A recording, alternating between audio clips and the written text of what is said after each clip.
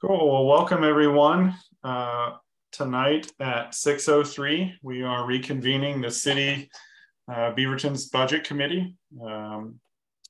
Let's see. At this point, we will open the floor for general public input, and I would ask raise your hand. Or maybe if you can type, I don't know if people can type, to put your name in the chat. If you're a member of the public and would like to address the budget committee, I'll hold the space for you.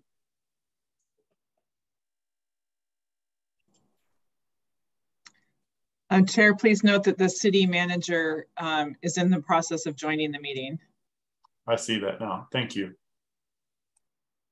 And I do not see any of our attendees wanting to address the budget committee. Again, if anyone in the attendees wants to address the budget committee, you can use the hand raise feature. 10 more seconds. Well, seeing none, we'll take this moment to turn it over to Patrick for update. Please give us your updates now. Thank you. Yes, thank you, Chair Duggar. I just wanted to make sure that everybody received a lot of documents beginning yesterday and through today. They were questions that have been asked by certain budget committee members. I want to make sure that we haven't missed anybody, and if you could let us know that we've missed a question that you've sent in that hasn't been answered. I sent the committee the complete what I call a scripted document showing all of the different funds of the city, the department heads, the departments, and then the next one was taking a look at each fund and showing what each fund has in its various programs. I think the budget committee new members, when we go through orientation, found that helpful in kind of navigating the budget. You should have also received the PowerPoint presentations from last Thursday. Also the PowerPoint presentation that Susan will be presenting tonight. We also sent out amendment packets number 1 and 2 for your consideration as amendments. And as the meeting is working, I'm working on amendment packet 3, and that's to make some revenue adjustments based upon what we've seen in the last 2 months versus when we printed the budget. And there'll be some increases and decreases, and they'll be mainly in the, I believe it's gonna be in the general fund, TLT fund, and the general fund. So I'll be working on that. As I get it finished, I'll email it out to the committee. And I believe that is it for my announcements, Chair. Thank you, Mr. O'Clair. Susan, it looks like you're up for the department key highlights, or maybe someone else. I believe we finished those at the last meeting. We did. So yeah. That's on the agenda. Okay. So are we up the overview of major funds? Is that what we're doing now? Yes. You're up. Good evening, Budget Committee. I'm going to share my screen really quick. And in the pause, as I do that, I'm not sure if our city manager has any comments this evening. No.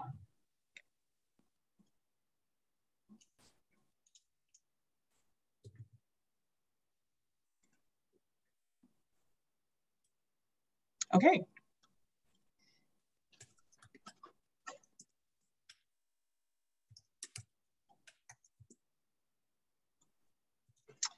So tonight we are starting off with our major fund overview with the building fund. So the building fund accounts for the various permits and inspections that come through when a developer wants to build something, not necessarily site development or moving ground and moving the earth. That comes before through land use and site development. Hey, I'm sorry, we did not do a roll call. And so we probably need to do that before the meeting continues. Thank you. Thank you, Mayor. Good reminder. Joanne? Okay. Councillor Hartmeyer Prigg. Here. Councillor Hassan. Here. Councillor Mitchell. Here. Councillor Sansusi. Here. Councillor Tivenon. Member Decker. Here. Member Duggar, Here. Member Hanway, Here. Member Hong, Present. Member Johnson, Here. Member Kamath, Here. Member Maldonado, Member Payne, Here. Member Satsmary, Here. Member Udata, and Mayor Beatty. Here. And I am here. My computer went screwy there for a second. This Okay. is Councilor Tifnon. Thank you.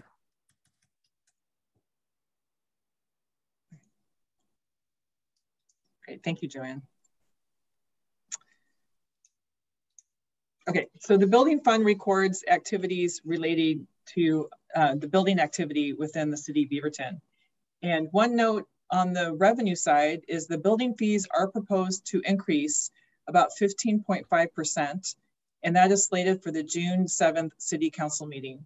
And that is made up of two different components. One component is to catch up with some inflation, and another component is to right size the fund balance of the fund moving forward.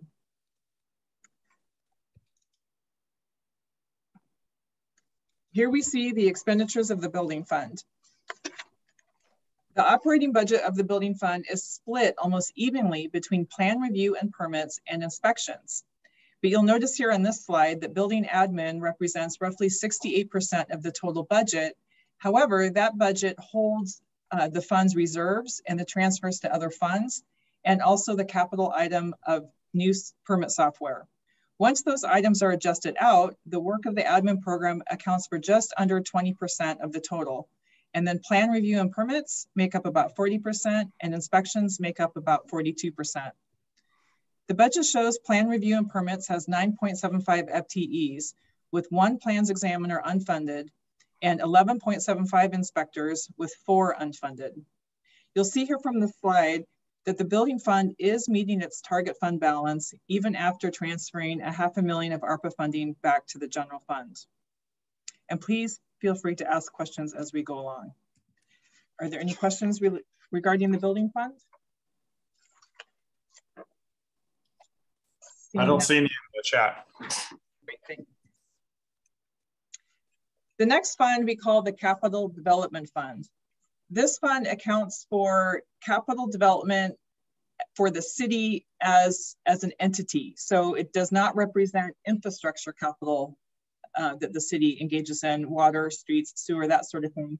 This fund is for the city as an entity for the various things the city needs to do, such as the Public Safety Center. You'll notice that we are done with that. So that is in your budget document as 0. I will note that it is still in your budget document, however, because we are required to report on 2 years worth of actuals. So it'll stay in the budget document for another year or so until it meets that requirement. We have about $400,000 set aside in the property acquisition program. And you can see that that's funded mainly by beginning working capital and a little bit of interest. The Canyon Road intersection is complete, so that is 0 and just reporting on the actuals.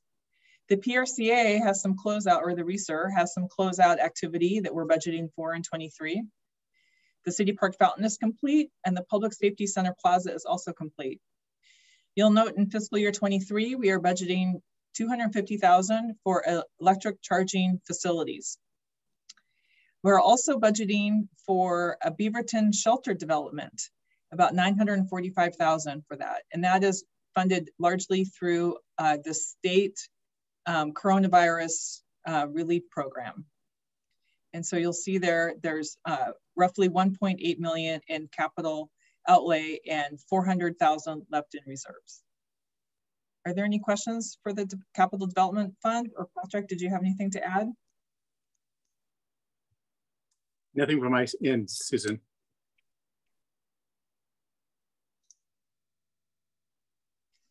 Okay. Next, we have the Street Fund. The Street Fund is largely made up of the state gas tax. The state gas tax currently is 38 cents, and it was last increased January 1st of 22. It will increase again January 1st, 2024. And I believe that was authorized in 2016 or 17 by the state legislature. And I think 2024 is the last of a series of increases for the gas tax. Washington County also has a gas tax that's 1% or 1 cent per gallon. And Washington County also has a $30 vehicle registration fee.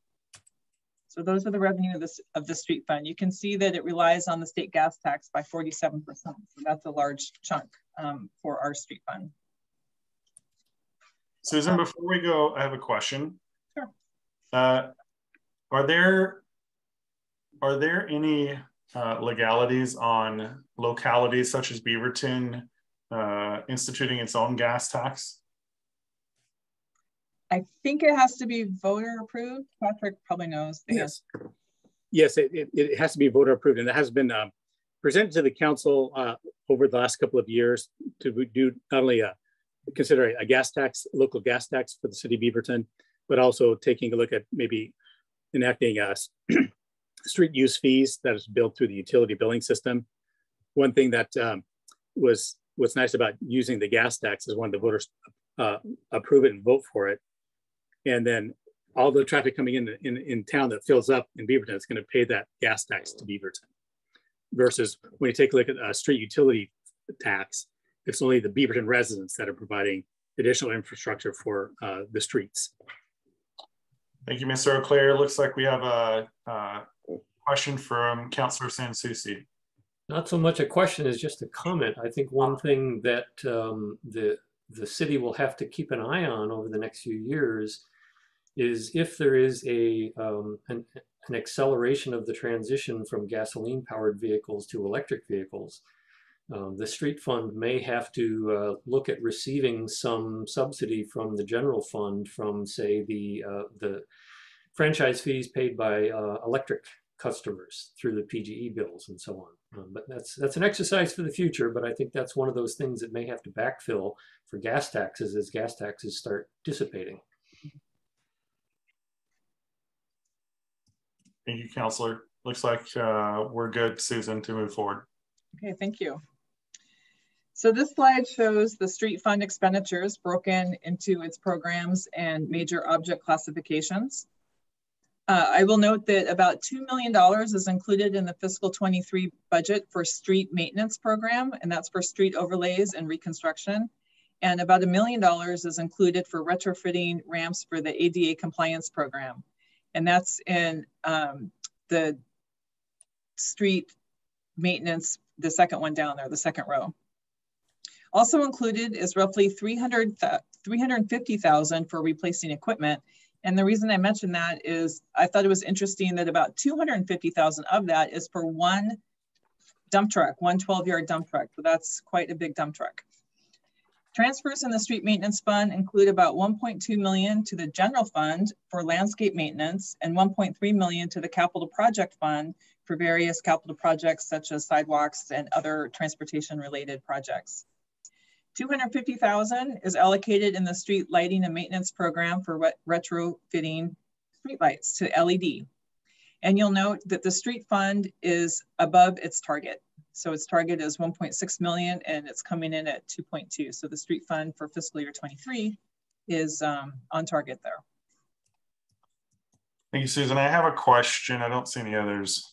Do we have an idea? And I looked for this in the budget, but I didn't see it, but I could have just missed it. But do we have any idea of our total obligation for street maintenance on the books, right? Like we know how many streets we have.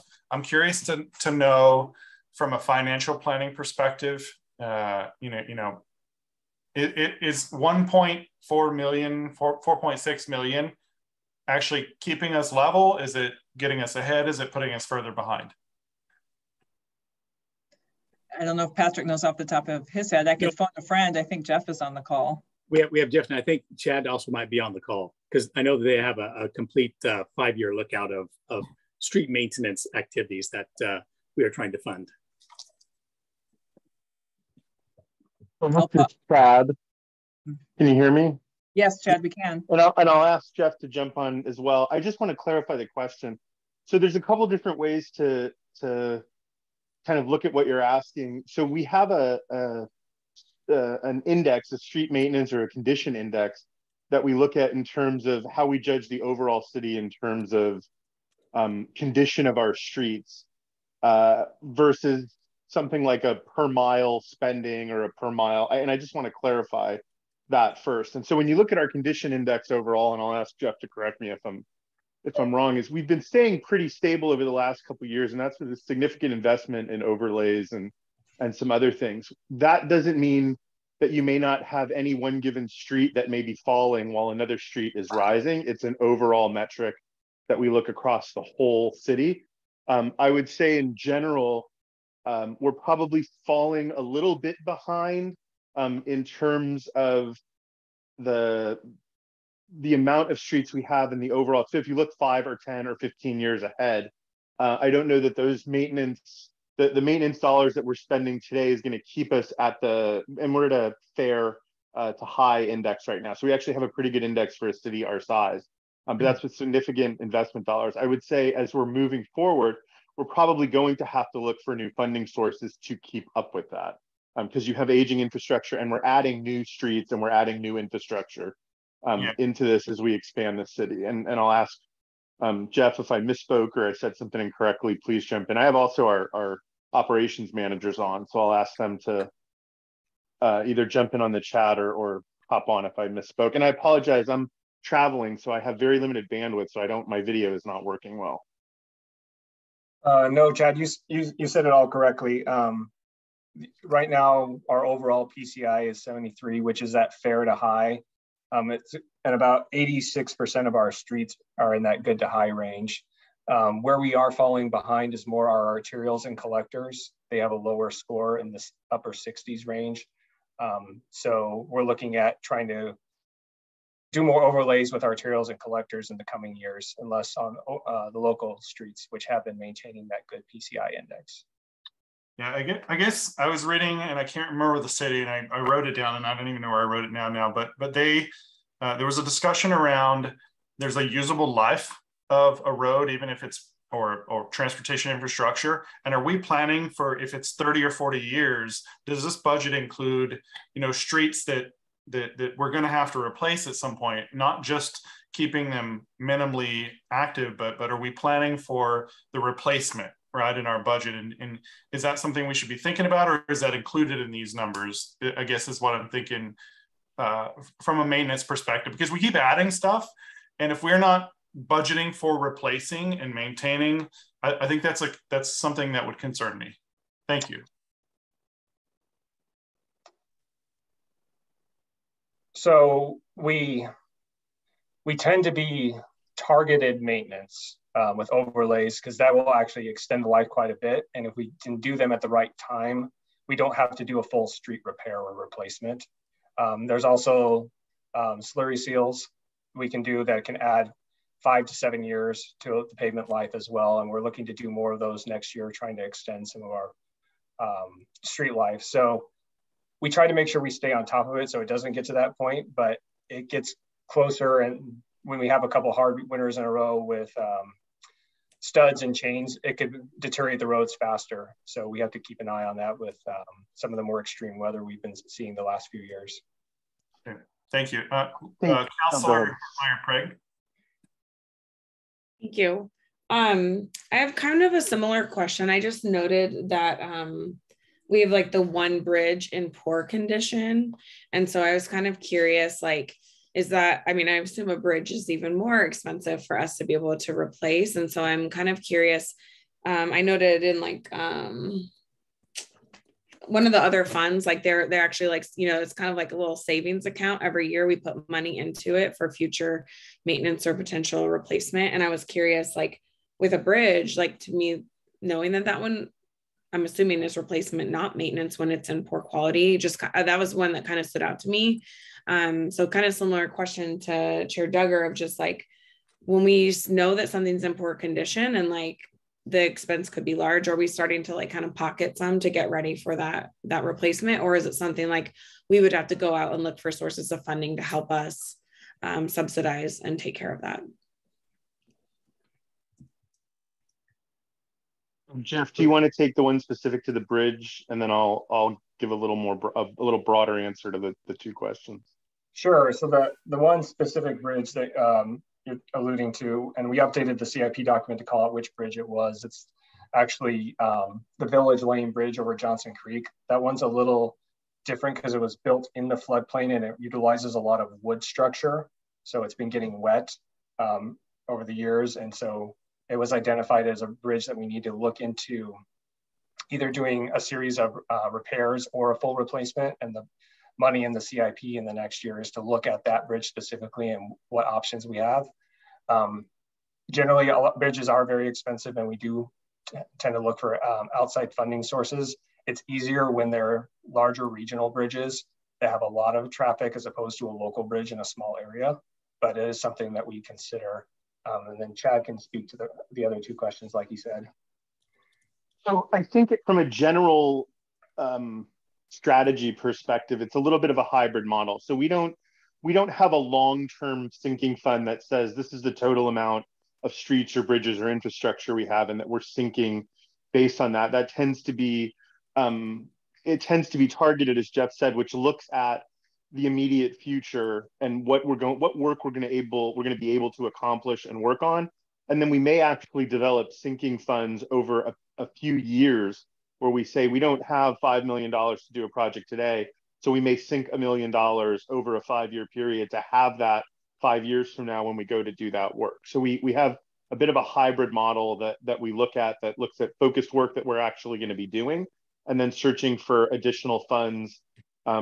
If something like the bridge was not quite an expected thing, so I think there was a little bit of that was not expected, which means if we had known that or we had time prior to that, we would have been focused on that over a longer period for sinking that. And so when we look at that PCI that Jeff talked about, or pavement condition index, that's one of the ways we do that in our planning. Does that answer your question? Yep, thank you. Thank you. Member Decker, you're up. Thank you, Chair. I have a question concerning the street lighting program. And I stick to something that this promise is thinking of it in terms of street lighting as a public safety measure and crime prevention measure. And I understood the expenses for maintenance and retrofitting of existing street lighting. It looked like the improvements line have been zero since 2021. And I want to, am I correct in understanding that the improvements line is where we're talking about new street lighting infrastructure, or is there new street lighting infrastructure in this year's budget as well?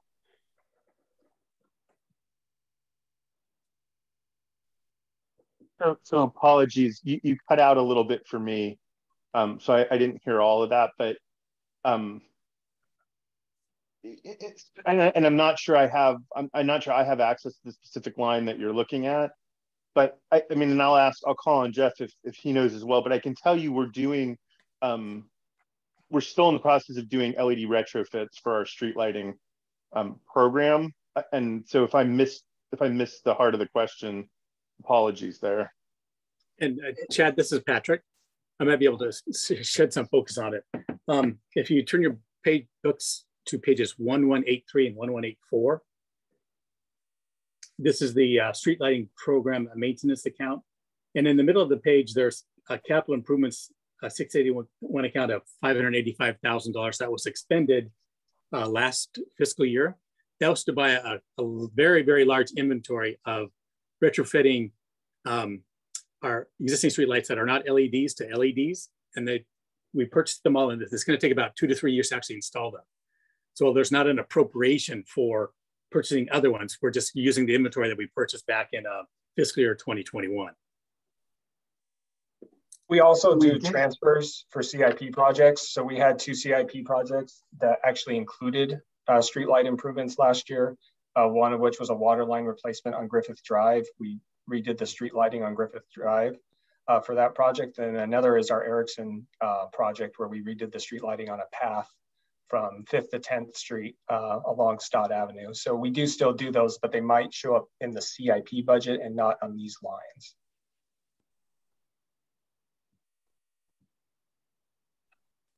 And at the moment, we're only currently budgeted for those retrofits. We don't have we're not planning on new installations. Those would fall under potential projects, as Jeff was talking about. Thank you. Susan, I think we're back to you. I don't see any more questions.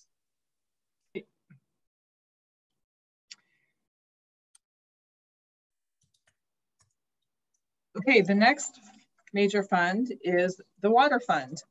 The water fund collects monthly charges from our utility customers. And you can see here that water sales make up roughly 50% of the water revenue. So water rates consist of both a fixed monthly charge and a usage charge. So the 22 million you see here is for the usage charge. The fixed monthly charge brings in roughly $6.27 million. The budget before you tonight assumes a rate increase effective October 1st, 2022, this coming fall. For a residential meter, we are proposing the monthly fixed charge is increased by $1.50 from $18.50 to $20 per month. And that's roughly an 8% increase, and meters larger than the 5/8 meter we use for residential. So for commercial meters and larger, it would be a proportional increase on those meter costs. The usage charge is per 100 cubic feet of water, or a CCF is the unit, and that is proposed to increase 51 cents from $4.89 to $5.40. And so that's the revenue picture for our water fund. And I have here an example of what the bill impact would be for an average residential customer. Most of our customers are the residential class. So you can see here, our current monthly bill is $18.50 per month. In October, we're proposing that that go up to $20 per month. For the water usage, using an average of 8 units or 8 CCFs, that charge currently would be $39.12. That would go up to $43.20 after the rates go up, for a dollar change of about $4 and roughly a 10% increase.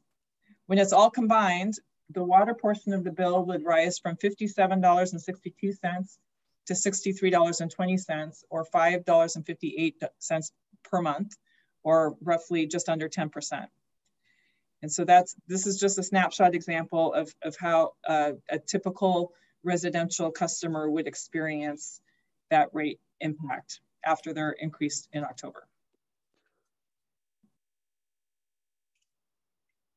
On the expense side of the water fund, we have water purchases that are budgeted at roughly $2.7 million, and that is in the water services program. Beaverton will continue to wheel water to customers acquired from Tualatin Valley Water District. And we have an expense budgeted at just under $1.2 million to pay Tualatin Valley Water District. Basically, we are renting their infrastructure to those customers until Beaverton completes the various capital projects to connect them directly to our infrastructure. So it's kind of an interim solution. When we acquired those accounts, Beaverton didn't have all the pipes, so we're basically renting them from TVWD, and we call that wheeling. You'll see the transfer amount out of the water fund, 11.1 million, is relatively large, and that's made up of 2 large components. One is we are transferring 6.35 million to the debt service fund to pay the debt service on our various water revenue bonds that we have issued.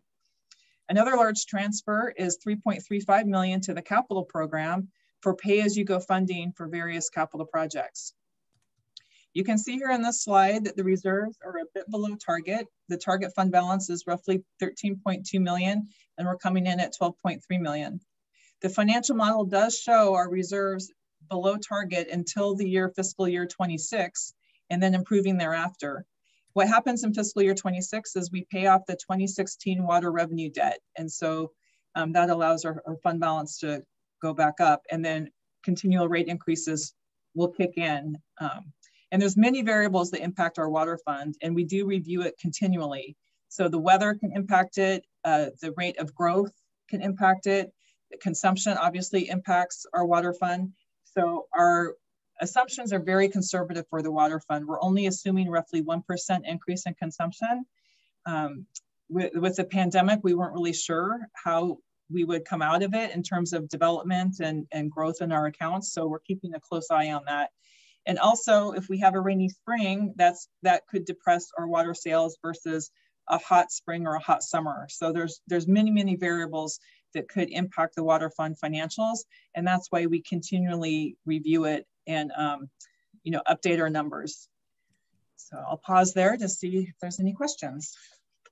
Thanks, Susan. Member Hanway, you're up. Hi, no question, just a comment on page 1218. The program report lists assets the city has for in-town storage of water supply, and I just wanted to compliment the city's water staff on that. With the ASR project they're completing this year, they're tripling that storage and allowing, if I read it correctly and it's accurate, it looks like it is, a supply in town of 35 days of water, which any other community would envy, having that kind of supply. So good job. Thank you, Member Hanway. Councillor Hartmeyer-Prigg, you're up. Thank you. So I'm looking at 1221, but Susan, you were talking about the TV WD contract and adding in formerly TVWD folks into the Beaverton water plan. And I guess I'm curious a little bit about like how many, this is kind of just like historical for especially those of us that are newer to council or the budget committee. I'm curious, like how many people did we bring into our water district? How many are left to come in, and do we have future plans for this? And then I guess the punchline that my question is leading to is it worth, like, is this worth it to our city to have done this, or is the cost greater than the accounts that we're getting? And you know, I noticed in here it said something like 66 accounts were transferred from West Slope, and that seems like a very small number of accounts to bring in. So I'm just kind of trying to understand a little bit more of the history of this program and maybe that financial impact on the city. Yes, of course. I'll start off and then I'll turn it over to Patrick. So we transferred roughly 4,300 accounts. We're not sure how many people when you say population, because we look at accounts and there could be a number of people in that household, of course. So we transferred 4,300 accounts from Tualatin Valley Water District to Beaverton. And now we're in the mode of incremental acquisitions as the city annexes different territories. So the bulk of the acquisition from TVWD happened, I think we finished in 2019. And so now it's just those incremental acquisitions. So, yes, Susan, that's correct. So they're broken up into areas, and I can send a spreadsheet to the city council and the budget committee if they would like, but areas 2 and 5, area 3, 4, 6, and area 12 and area 13. The 4,300 accounts that Susan was referring to was areas 2 through 6. And then area 12 brought in about another 280 accounts, and area 13 brought in a whopping 6 accounts, but they're very large meters. And since we have gone through the wheeling process, we've actually converted about 900 accounts to direct serve. So they're no longer being wheeled water through TVWD, they're being directly served through our system. And that's our goal, is to continue to move these wheeled water accounts to direct serve when we can. And what will really help out that activity will be the north transmission line completion as we connect the south transmission line to the north transmission line. And then if, I don't know, Chad, if either Jeff or Brian might be on the call, because we have a transition plan for another area coming forward. It's going to go convert from wheeling to direct serve. It's going to be over the next 1.5 year period. Yeah, that area is area 6, which is the small triangle near between 217 and Shoals Ferry, south of Denny Road. We're able to do that with the construction of our East Transmission intertie project that's being built right now. So that is the area that's transferring. And then to answer one of the other questions you had, Councilor Harmeyer-Prigg, we serve about 90,000 of Beaverton's residents roughly with our water. The other roughly 10,000 are served by a combination of Tualatin Valley Water District, Raleigh Water District, and West Slope Water District. And Jeff, just to take on your Area 6 being transferred from wheeling to direct serve, that's about an average about 350 other accounts that will now then be being served with Beaverton's water versus being wheeled through a TVWD. And as far as the financial benefit to the city, there is a financial benefit to the city because one, they're paying our water rates, which are currently right now slightly lower than TVWD. So our customers will receive an impact when they were brought into the wheeling system. And then as we convert them from wheeling to direct serve, we don't have to pay about the $1.68 per CCF to TVWD to wheel the water through them. And I wanted to add just for some clarity, both for the committee and the counselors and possibly even community members that are watching. So those accounts, those people have already been brought in and they're actually customers of the city today. The transition piece is just that model from wheeling to direct service. So those folks are customers of the city today. That has occurred, absent what Susan talked about in terms of the annexations or the ones or twos that are occurring. But the transition that we're working on now is that idea that they're still being served by, quote unquote, rented infrastructure from TVWD, even though they're a city customer, versus direct service that you heard Patrick talk about, which is actually the city asset, the city water, but they're all city customers now. So they receive that benefit once that occurred. And again, I'll ask Patrick to correct me, but overall, when you look at the financial piece of this, it is a net positive to the city. It may not be on any single home or single area, may have more or less positive or negative net benefit, but the overall transaction is a net positive to the city. Yeah, and if I could further note that Tualatin Valley Water District last rate increase was November 1st, 2021, and their CCF rate is $6.15 as compared to our $4.89. And they do have tiered rates, and they have a very large tier. I think it's 28 units, and then it goes up to $8.77 per CCF. And I think I have another projection for November 1st, 2022, that they'll go up to $6.73, but I think that's old information. I think their rates will actually go up a little more this coming fall than I had recorded last fall. So our rates are quite a bit lower than TVWD's. Thank you, everyone, for chiming in on that. Thank you. Councilor Sansucci. Yeah, just one last quick comment on that, because I know that Brian Barnett has mentioned that there will be a presentation at council about this. The other factor that we were looking at when the council decided to move forward on this is exactly what Susan is talking about, is that we anticipated, because of the Willamette Water Supply System project, the Tualatin Valley Water District's rates would have to go up at a significantly faster rate than the city of Beaverton's rates would. And by doing this, we took 4,300 accounts out of that overhang with TVWD's future rate increases and put them into the city of Beaverton's rate structures, which are not going to go up quite as fast. So basically, we protected a big chunk of Beaverton residents from future water rate increases. Thank you, Councilor. Susan, we're back to you. Okay.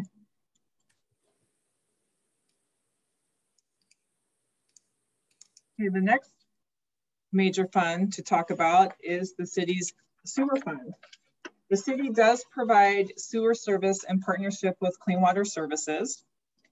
And you can see here that our monthly sewer charges represent about 18% of our revenue. And so our sewer rates consist of a fixed monthly charge like water and also a usage charge. And the sewer rates also consist of a local portion that comes to the city and a regional portion that we remit to Clean Water Services. Clean Water Services does control the regional portion of the rate. They do set those rates, and the local portion is up for each city to set. Clean Water does have a local portion, and Beaverton has traditionally followed along and adopted what Clean Water Services local portion is. And we are doing that again this year. However, we are also increasing our share by about 22 cents. So for a residential meter, the monthly fixed charge is proposed to go up $1.59 from $33 to $34.54.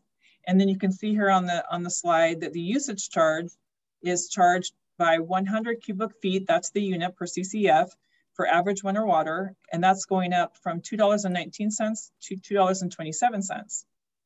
And you'll note that the phrase average winter water, we do that because we assume that when people irrigate in the summertime and use a lot of water in the summertime, that it's not actually going down the drain. And so what we do is we take the winter water usage and we average that between the months of November through April, and we take that average water use, and that is called the winter water average. And that is the units that we use then for 12 months to bill out for sewer. It's basically an algebraic story problem, but what we're trying to do is give the benefit to the ratepayers to not charge them sewer use for water they might use in their yards or washing their cars or whatever else people do, you know, in the summertime with that water. Susan, can you describe what the, this is a question I got, what the city sewer surcharge is for beyond the normal charges? Yes, we use the surcharge, and on the next slide after this one, we actually have a set aside for that I'll point out, but we use it for capital repair and replacement for that. And so the rates are proposed to go up July 1st for sewer. And you'll see here on this slide what that proposal will look like on an average residential account that uses using the 8 CCFs. So the sewer fixed charge is going up roughly 4.7%. The usage charge is going up roughly 3.7% for a total sewer portion of 4.3%. So for the surcharge, you'll see here that we have a maintenance and replacement program. And so that is largely paid for by the city's surcharge. It would, I don't know if it'd be really great if we could call it a capital surcharge or something like that, just so, because I've had 2 neighbors ask me that and I was like, I don't know, I don't pay enough attention, but. Our bill does, you're correct. The bill that is mailed out to customers smushes it all together. It's not separated out, but on the accounting back office side, we separate it out. But our billing software has limitations in terms of real estate and how much we can break out.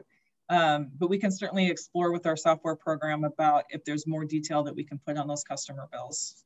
Fair enough, thank you. Sure, yeah. So just a couple comments about capital replacements. They include the Dover North Utility Rehab and the Erickson Trunk Inflow and Infiltration Reduction Project. And you'll see here from this slide that the sewer fund is meeting its target. Its target is 2.8 million and the reserves are 11.1 million. So the sewer fund currently is doing well, although in the future, we're going to have to bolster this fund as we get ready to develop new areas of the city, for example, Cooper Mountain. Questions, comments? Yeah, Councilor Hartmeyer-Prigg. Thank you. I had a specific question about the on 1283 about the FOG program, which it was what fats, oils, and grease program. And I was curious, do we actually have an educational component? Because I would think that this is something that's very expensive to clean up and like take out of our system. But are we doing like an educational program with our residents to prevent, you know, like don't put those things down your drain to decrease the amount of maintenance that we have to do around that specific type of cleanup?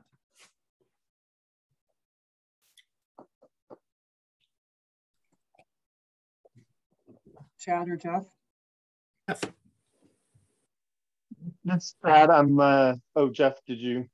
I can talk a little bit about it. This is Jesse Wilson. I don't think is, I think he might be the promote him.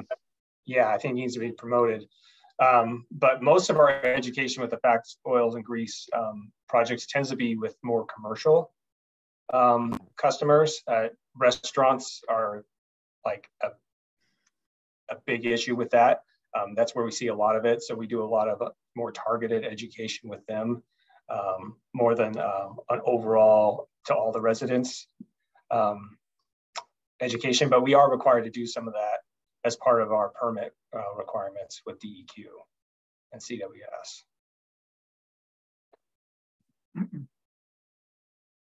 I believe Jesse's joined us.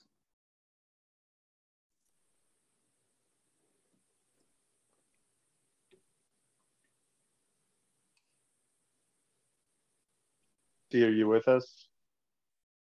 He was. Oh, it says I just got a text from him that he got booted out. So I think Jeff hit the high point there, which is really it's more about the commercial customers when we talk about the FOG program, and we do have some educational FOG program, and actually people who work directly with businesses, especially if it becomes a situation with somebody, and so we have some very targeted education that works on that program, and we can certainly get back to you with additional information on the overall educational program for that as well. Yeah, that sounds good. I'm just curious because it seems like that's one of those things that preventing it is probably a much more effective way of dealing with it than the costs of cleaning up our sewer system. So I was curious. Thank you.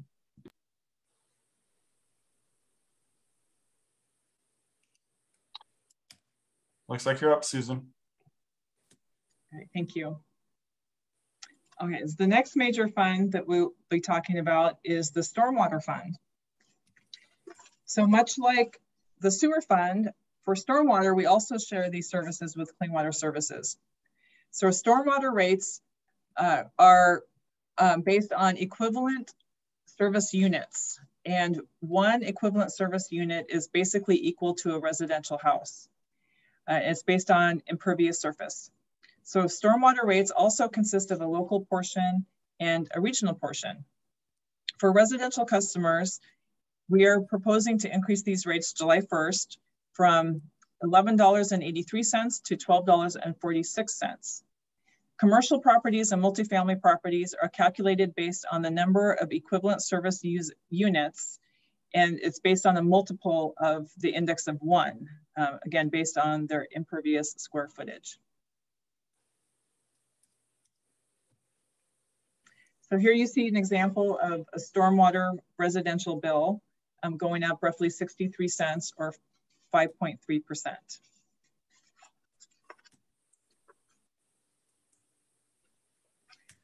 On the expenditure side, the Stormwater Fund has a handful of capital replacements, including the Dover North Utility Rehab along with the sewer work. And also there is a stormwater outfall to Beaverton Creek that will be retrofitted, and then various other small storm pipe projects that come up during the fiscal year. And you can see here that this fund's reserves also remain over target or above target as the city and Clean Water Services clarify their respective responsibilities. Are there any questions on the storm fund? I don't see any. I think you're good to go. So, in talking about the rate increases, this last slide then puts all those components together. We do bill monthly, and our utility bill is a combined utility bill. So this slide here just combines them all together. So you can see that currently an average residential utility bill per month would be $119.97. And when all the rate impacts or rate increases are effective, the impact would be $128.36, or about a 7% increase. And so the storm and sewer rates are proposed to go up July 1st, and the water rates are proposed to go up October 1st. And I'll pause and give a cue to Jocelyn to get her presentation up as we see if there's any questions.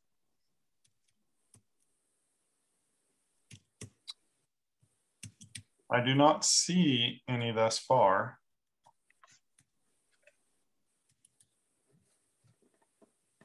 Okay, So that concludes the overview of the major funds, Chair. We're ready to move on to the next item on the agenda. I think there might be another question. Yep, we do. Member Johnson, you have the floor. Thank you. Can you just remind me if for each fund there's a different equation of what the reserve is, or if it's the same equation of what the reserves are for each fund? Susan, do you want me to take that one? Yeah. Okay. Yes. So the City Council established a formal policy for fund balance, and there's two policy goes fund by fund, and there's a policy at the budget adoption stage, which we're at now, and that's basically 11% for most of our operating funds. For our utility funds, it's at 42%. And then on an actual basis, when we close the books at the end of the year, the target should be at least 17% in the operating funds and remain at 42% in the utility funds. There is one fund that's a little bit different, and that would be the building fund, because it has a different formula, because building permits are paid upfront and the services are provided over the next 6 months. So that formula is a little bit different. And Susan, I can't remember if it's an actual percentage that we use. Is it 42 or is it, 40, is it just a calculation? We take out one of the programs and then it's 42%. 42%. Okay, thank you. So this slide was presented in last week's budget committee meeting. And so I just brought it up again since the question was asked for your information. Yes, thank you.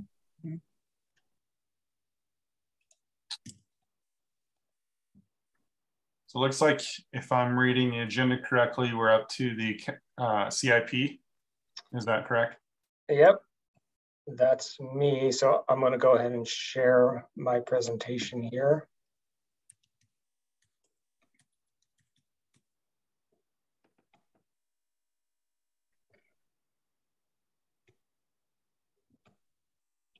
And is everybody seeing that okay? Okay. Oh, good evening all. My name is Jeff Hunsaker. I'm the city engineer in our public works department. And tonight I'm going to be giving an overview of our capital improvement program, including a look back at what we accomplished in the last year, what new and ongoing projects we will be working on next year, and a look into the development of our programs and our prioritization process. So looking back at the last year, 7 CIP projects were substantially completed in fiscal year 2022. That's actually 6 less than we completed in fiscal year 21. But we are in the middle of construction of a number of very significant water and transportation projects that are scheduled for substantial completion next year, which I'm going to touch on a little bit later in the presentation. Even though we didn't have a lot of projects completed last year, there were some very significant ones for the city. Obviously, the PRCA, or the Patricia Research Center for the Arts, and the City Fountain, which are both projects that have been talked about a lot. And they're projects our community is going to be enjoying for years to come. But one of the less visible examples of a project we completed last year is that Erickson Phase 2 project that we touched on a little bit. This project's a testament to the city's ability to coordinate CIP efforts and utilize interagency funding to save money and mitigate interruptions to homeowners while providing increased amenities. This final phase of the Erickson sewer improvements included upsizing and relocating the existing sewer line to increase capacity and maintain access. It also included replacing multiple aging water lines and rehabbing the Stott Avenue pedestrian pathway between 5th and 10th Streets with new pavement and increased lighting. So the following is a summary of the CIP update that spans the month since our last update presentation in January. Members of the council did receive a copy of the spreadsheet that included a status update for each project and more information on any changes that have occurred in the last few months. Fortunately, there are a few budget updates to note, with only 3 projects that had a 10 to 25% budget increase, which is better than expected given inflationary construction costs. But that's mostly because many of our ongoing projects in construction had prices locked in months ago when we bid them. Future projects are going to be experiencing increases, and we are still evaluating the extent as inflation continues to rise and change rapidly. The Engineering News Review Index shows a 12.5% increase in construction costs in our region in the last year, from May 21 to May 22. For perspective, historically, we only use it between 2 and 3% for our inflationary estimates. So one of the projects that was affected by this increase was Allen 92nd, which was recently put out to bid for construction, and the council awarded a construction contract. The Cooper Mountain Utility Plant also had a budget increase and over a 6-month delay as staff are finalizing the community plan preferred approach so that we can narrow down our alternatives before moving on with conceptual utility design. The North Transmission Line Intertie is an example of an upcoming project that we recently reevaluated the construction estimate on with the rising inflation costs and found that there was a 16.6% increase in the construction estimate. And that estimate had already accounted for inflation when we originally estimated it as part of the WIFIA program development. So it's been going up pretty fast. We have multiple projects moving forward currently. Some have experienced delays for various reasons. One project, the Westgate Dawson intersection realignment, is going to be delayed about another year as we continue to work to acquire right-of-way for that intersection realignment. And 7 more are delayed about 6 months, mainly from limited staff capacity or coordination with outside agencies. For example, the Hawken Avenue widening project that was originally part of the ODOT Canyon Road Streetscapes project now has to be reevaluated with the changes to that ODOT project, and the Hawken Avenue project will likely have to be constructed separately by the city now. Moving on to scope changes, we really only had one notable scope change to one of our utility projects in the Rollingwood Estates subdivision. That's just going to be rehabbing and replacing the sewer storm water system in that subdivision. We recently determined that additional water connection is going to be needed to transition from the old water line in Denny Road. In the next year's budget, we're proposing to add 9 new projects that will be budgeted for the first time. I do want to note we still have 48 other projects in the budget that are continuations from previous years. Most of the new projects are small and maintenance focused, with the exception being the electrical vehicle charging stations, which are in coordination with the City Council priorities to implement the climate action plan and take meaningful steps to electrifying the fleet, and the McKernan Creek Greenway, which is still in the planning and conceptual design phase, but is a large project and one of the 22 priorities in the 2-year work plan. Many of our waterline improvement projects shown here were identified in previous years, but cut from the COP due to limited staff time or budget. But we're bringing these back because projects like these are great in-house design projects that many of our less experienced staff can get design and project management experience on as they continue to learn to replace our staff that is going to be retiring in the next few years. So this table here shows a comparison of the fiscal year's budgeted expenditures per capital improvement fund, comparing it from last year to this year. Looking at the overall total, we see the impact of finishing a few of those major projects, including the PRCA and Fountain and the civic and transportation budget. The subset of budget for transportation projects is staying relatively consistent into next year at about 12 million. 80% of that expenditure is going to be for CIP projects, Western Avenue, Allen 92nd multi-use path, and the Laurelwood sidewalk. The 1.5 million increase in the water operating fund is where we are seeing the impact of those new water line improvement projects I just mentioned. And then the water construction fund includes the bulk of the Sterling Park Purple Pipe stormwater treatment facility and pump station, which we're building next year, and the WWSP entering one of its most expensive years with construction of the water treatment plant and the reservoir. The WIFIA fund is seeing a temporary dip as multiple major projects are completed, including ASRs 5 and 7, the East Transmission Intertie, and Cooper Mountain Reservoir number 2. And then the decrease in sewer is due to closing out that Erickson sewer upsizing project, which we mostly paid for with CWS funds.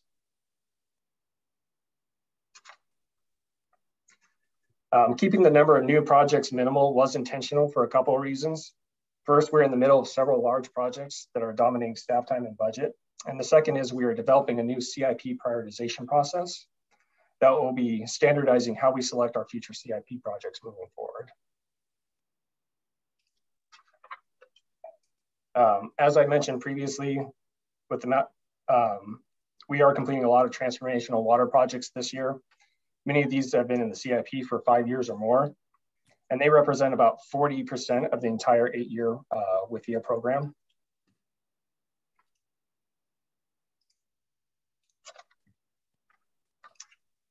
Next year also includes the construction of those large transportation projects I mentioned, Allen 92nd Shared Use Path and Laurel Avenue Sidewalk.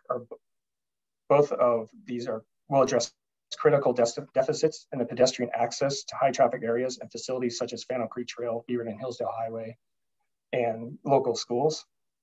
The Western Avenue project that has been going on for about a year now has been focusing on the below surface utility work. Next year, we will see that streetscape start to be transformed with new sidewalks, cycle tracks, and a reduction in vehicle lanes.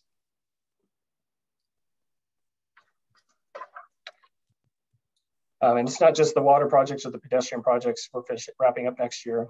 There's a few storm and sewer projects and a couple of traffic calming projects that we had hoped to build this spring. Unfortunately, the weather really hasn't cooperated with us, and so it's delayed the construction of those because really we need a good stretch of dry weather to complete those smaller traffic calming projects.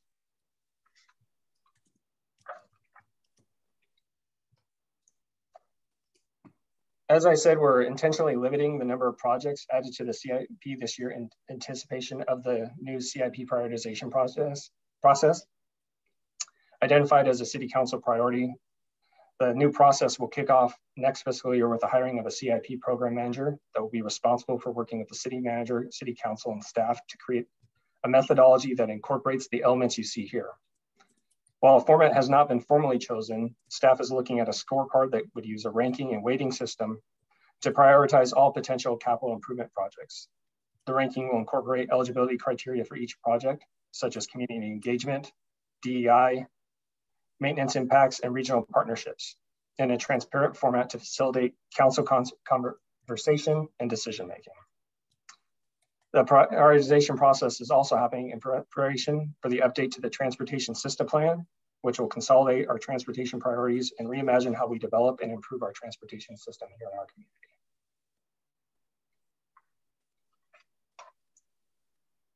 And then looking at the last section of the CIP document is the future year plans and financial forecasts for the projects. The forecasts include the progression of current projects and general CIP programs, such as traffic calming, unplanned operations and maintenance, and general rehab and replacement. We then add projects identified in the city's utility master plans that address maintenance needs. For system expansion, funds like the Water Construction Fund and WIFIA Construction Fund have specific projects that are included in our water bonds or WIFIA loan that can also utilize system development charges for funding. The 10-year transportation plan is minimal in anticipation of that updated transportation system plan and the CIP prioritization process. As such, it does not include any new transportation CIP projects beyond what staff is already currently working on. Next year, this whole section of 10-year plans will probably begin to look very different as the council has the opportunity to review the funds and projects and determine the appropriate method, frequency, and timeframe to plan CIP projects. And that concludes the presentation I have for you this evening. So I'll go ahead and stop sharing and look to see if you have any questions. Thank you, Jeff. Councillor Hassan, you're up first. Thanks. Yeah, quick question. What data, like if any, are we using when it comes to understanding like car usage? Like I was looking at the EV, I think that's awesome, all about it. Do we have like things that were, you know, like mechanisms to see like what vehicles are owned by our residents to kind of decide how we want to do more or less vehicle charging stations? That is not my area of expertise. Maybe Chad, can you answer that one? I actually don't think I can. I think are we asking, so kind of like vehicle registration, like what information we have based on residents' registered vehicles in the city? Yeah, just any data that helps us inform how we go about that specifically. It's a great question. I think we have general numbers, but I'm not aware, and somebody else maybe, but I'm not aware of our knowledge about the actual type, whether it's a combustion vehicle or electric vehicle, or other than general market or regional information and understanding. There's nothing I'm aware of, but we'll get back to you with that, and we'll do a little bit of research into that. So I'm hearing actually from one of our folks that ODOT reports the number per county and city, but not specific to electric. So we can look up what is available. Thanks. Thank you. Member Kamath, you're up. I have a question regarding PRCA, which most appropriately should have been asked last week, but I'll ask it anyway. So currently the PRCA is costing the city around about $2.8 million, I think 1.4 million as far as debt service and 1.4 million as operating expenses. So is there any forecast which says that this will be a revenue center rather than a cost center, the PRCA itself? Because the OPEX is the debt service is fixed until 3940. But I'm pretty sure the OPEX is going to continuously increase. And we are actually taking funds from the general fund to make up for deficiencies in the TLT. So is there a forecast where the PRCA would be self-funding or even a profit center, revenue center? Mr. Chair, I can handle that question, but I'll also call on Councillor Sansusi, since he was one of the original councillors that proposed the city's own transient lodging tax. So, Mr. Kamath, actually, the general fund does not subsidize the PRC's operations. The general fund did, I think, in fiscal year 18-19, contributed $1.5 million to its capital construction campaign, and the TLT fund is going to repay that over to the general fund as the TLT fund recovers from the pandemic. So, but for wanting to build a PRCA, the city council enacted our own 4% transient lodging tax. And that transient lodging tax, combined with the additional 2.5% lodging tax that we receive from the county, is dedicated towards operating the PRCA. Like you say, the debt service is going to be at $1.4 million for the next additional 17 years. And then it's continual operations. And when we built the model for operating the PRCA, we assumed that it would only recover about 15% of its operating costs. I mean, it will never be a cost center that will generate funding. And so that's where the city council created, again, the city's transient lodging tax of 4% and dedicating the county's 2.5% lodging tax that we also receive into a special fund called the Transient Lodging Tax Fund. So the lodging tax revenue comes into that fund, and that fund then makes the expenditures for operating the PRCA and paying the debt service. Thanks, Mitch. And I'll just add very briefly to that, because that's a very good explanation. The presumption that we had based on a whole lot of financial analysis that Mr. O'Clair and team did for us was that over time, the TLT fund would be generating more revenue than would be needed to support the operations of the PRCA. So at some point in the future, the TLT fund will be able to take over payment of the Beaverton Arts Program, which is currently being funded by the general fund. And at some point beyond that, potentially, depending on how the revenues in the TLT fund go, money could be transferred from the TLT fund back to the general fund. But Mr. O'Clair is right. We never assumed anywhere along the way that the PRCA was going to be a profit center. Thank you. Thank you. I don't see any more, but I do have a question for Jeff or the team on a couple traffic calming projects are going to be constructed, or were constructed rather. I think you said they're going to be constructed because of spring weather. Bigger question, how do we, and maybe this is a council one, so just tell me to shut up, but it seems like we build streets and then we go back and fix them. And then like how do we get to not build streets that encourage these things? Because it's an unsustainable budget request to have to go and do this over and over multiple times. And I can tell you, if we did 20 of these a year, it would not be enough. Just based on my conversations with neighbors. What I'm interested in is like not having to do this because we get it right in the first place as far as our infrastructure building, and especially our neighborhood streets. So curious about that. If it's out of scope for the budget committee, I'm happy to address that with the council. Thank you.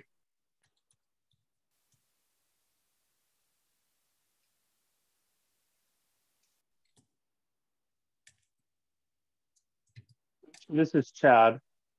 So I think there's an overall push. Did someone? I'm following up on something for the mayor. So if Brian Decker is a non-voting member, someone is not a budget amendment. Someone is not muted. No. Okay, I don't think he knows that because he's trying to. So I'm gonna go ahead and keep going. So I think there's an overall push when we talk about the prioritization, specifically about transportation projects, that there's an element of that gets covered.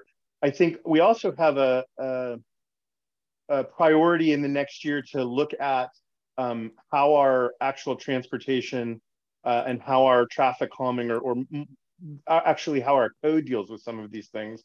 So I don't have a specific answer to how the next construction project may generally do that overall. But I think there's a recognition of what you're talking about and a goal to look at the way we actually conduct business from the prioritization project to the actual execution to address some of that. And I saw, Jeff, you came off mute if you had something you wanted to add. No, that's pretty much a good summary of it. Most of the new construction or new streets being built are built as part of development, especially in areas like our South Cooper Mountain area. And those roads are generally not designed with traditional traffic calming infrastructure like speed bumps or things like that, but we try to make sure that we have correct lane widths and medians and whatnot included in those roads that are built by the developers. Yeah, no, I know we've heard. Go ahead. I was gonna say that's my concern, right? Because the developers they're built as part of this, but then the city as a whole has to go in and fix it. And I don't know what the process is. Again, it probably sounds like a council thing, but that's a really big opportunity for us to not have awful budgets in the future.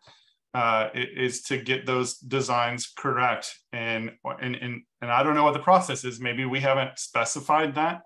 But in general, it just feels like there's a lot of frustration out in the neighborhoods that this continually happens. And we have to go back years later and invest tens and hundreds of thousands of dollars annually to fix these problems that we could have prevented in the first place.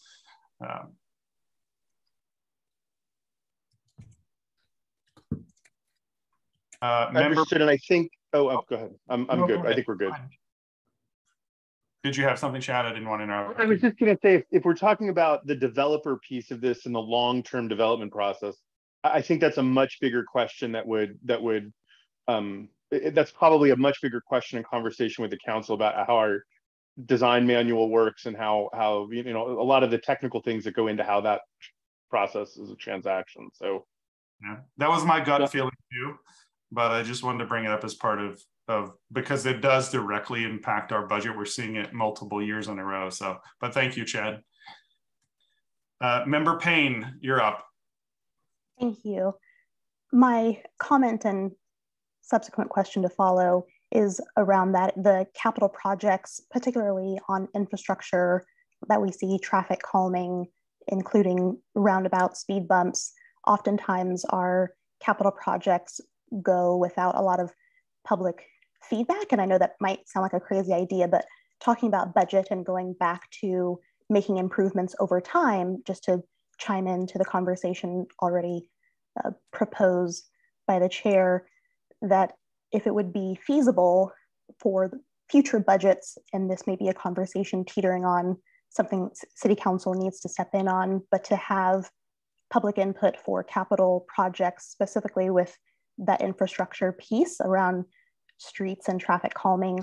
As a community member, oftentimes I hear comments that the people who live in specific neighborhoods understand the ebb and flow of traffic and oftentimes call out problems going on, whether it's power lines or flooding of sewer or what have you. So being able to have that public feedback and understanding how things flow and having a better understanding, then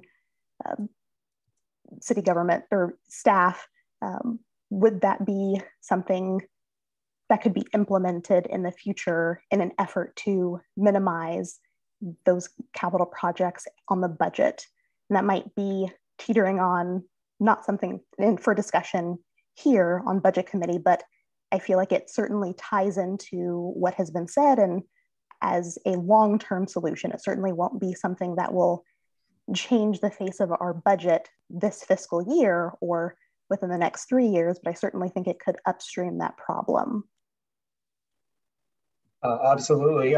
That CIP prioritization process that I talked about did have, as I mentioned, was going to have a significant, well, we're going to be working on it with council to determine the correct amount of community engagement and council engagement on the development of those CIPs moving forward, and how we want to be reaching out to the community for new projects, as well as input on the plans that we're putting forward in the prioritization. So that will be a part of it. In addition, many of our master plans, like the transportation system plan, have significant public engagement components to those as well. And those are multi-year programs or projects that will be happening here in the near future. Thank you. Councillor Hassan, you're up. I was just gonna kind of take a moment to escalate what you were saying, Chair Duggar and Board Member Payne. I will say that, like, as a city councilor, like, we've started some what we would call like subcommittee work on city council around transportation projects and like what work we need to be doing. Councilor Sansusi and I are doing that kind of on the side. And so I want to make space that, like, we hear you. We know that this is something we're getting after. Chad, Jeff, and team have been really like supportive. I think one of the transitions in this new form of government has been, how do we balance staff perspective, community engagement with council priorities? And so it will continue to be a process, but like, hear you all and think we just need to make sure at least city councilors are like, we are continuing to talk about this, because it's very much like, you know, how are we engaging the community? How are we engaging what the data is showing? How are we engaging what some of our different perspectives are? So it is, at least it's very much on my mind, and I think it's on other folks' minds as well. Thank you, Councillor. Councillor Sansusi, you're up. Just very briefly, the matters that Ms. Payne and Councillor Hassan have brought up are exactly the reason why we asked our staff to work on a new prioritization process. Thank you, Councillor. Any other questions? Okay, back to you. Is it Susan? Yes. So the next part of the agenda, I'm going to screen share again really quick here. It's outlined here where we have 2 public hearings. Chair, if you could open the public hearings as listed, and then move into deliberating the budget and making motions and talking about the amendments. Yep. Is it a motion, or do I just open the public hearing? Just to clarify, I should know this by now. Mr. Chair, you should have received a very scripted agenda. Maybe Sue, if you could bring that up. I did not, that I can see. I can bring it. Yes, I did. I found it. Never mind.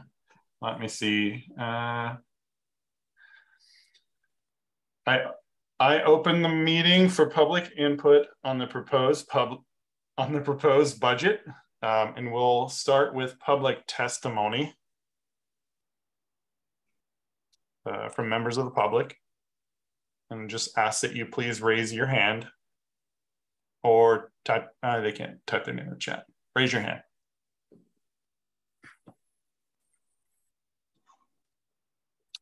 I don't see any members of the public who are raising their hand. Okay, then we will close the public hearing. Do we need a motion for that? Or there's actually 2. So the first one would be for the budget, and then we have to have a specific one for state shared revenue. It says close public hearing first. Do I do that first? You can close the public hearing on your own motion. Okay. I make a motion to close the public hearing. No, I meant you can just declare it. I'm I'll sorry. just declare it. I see. I declare the public meeting closed. Okay, then you go to Roman numeral 2. I see. So we now need to conduct a public hearing on the proposed use of state revenue sharing funds. Open the floor for public testimony. Please, again, raise your hand.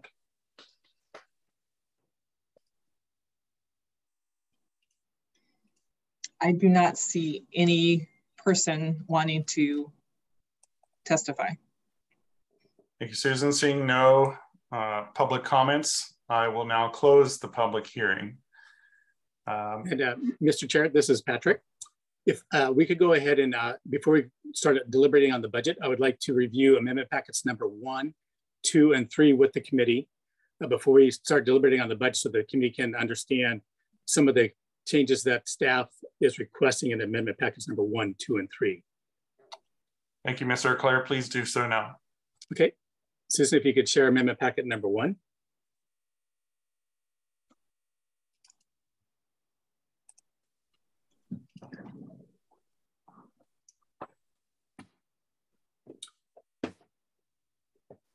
Okay, Mr. Chair and members of the Budget Committee, every year when we prepare a budget document, we almost close it off for further development in April. And things change as we go through the process of bringing it forward to the Budget Committee for a presentation. But the funds are all balanced, as we can't make any changes from what was originally published. And so these are actions that have come up to the city where we either have additional revenues coming in, like as item number 1, which is additional ODOT grants for safety and corridor and monitoring. And that will also be brought forward to June 7th City Council meeting for acceptance of that grant. The library fund was already accepted by the council on Agenda Bill 22120. And this just appropriates the funding that was approved in that agenda bill. So it's to staff a half-time library outreach specialist, and then to purchase a vehicle for the outreach program for the mini bookmobile. Continue on down. There were several staff that received what we call their professional engineer certification. And once they receive that, then they can be promoted to project engineering 1, instead of as being an engineering associate. So these are just the appropriations that we need to recognize the achievement of these staff members, and then also put them in the correct classification of project engineer versus engineering associate.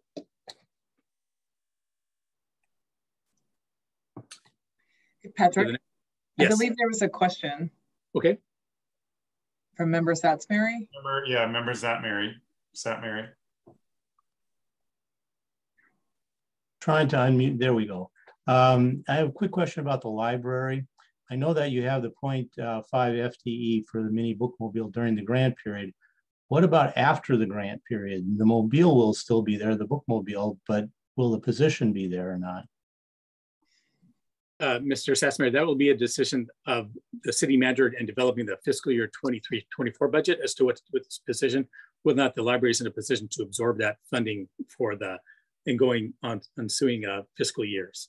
Okay. So that'll be a point of issue for fiscal year 23-24's budget. Okay, great. Thank you.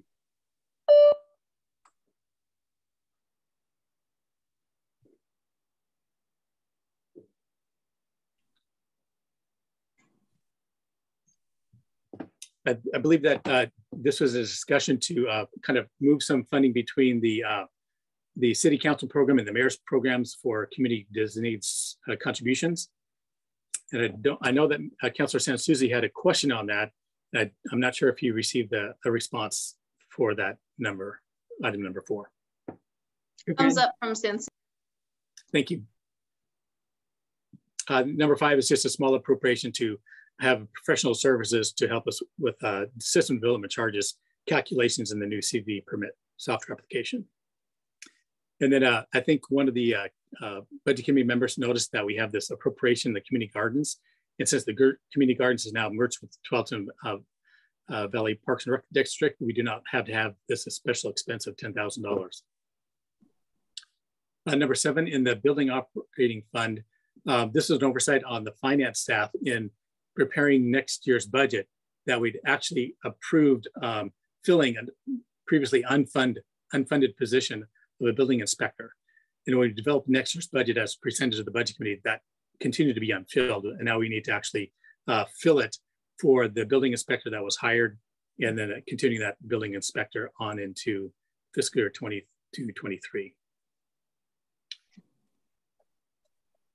The same with on the electrical inspection program. This is just due to the increased needs that we have in the electrical inspection program for the building fund.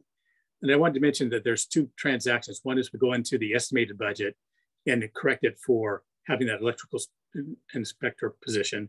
And then we go into the fiscal year 22-23 amended or recommended budget and amend that for continuing that electrical inspector through fiscal year 22-23. On number 9, this is a appropriation that is currently estimated to be expended this year for developing the electrical vehicle charging facilities. According to staff and PGE, we will not be spending it this year. So we wanted to remove it from this year's estimated and put it into next year's recommended budget. And just so you know that the total value of that construction program is $300,000. Number 10, this does not happen very often, but that the federal government revised their estimates of our block grant allocation. They reduced it across the nation by a certain percentage. And our percentage turned out to be about $50,000 that we need to reduce the expenditures in our block grant fund.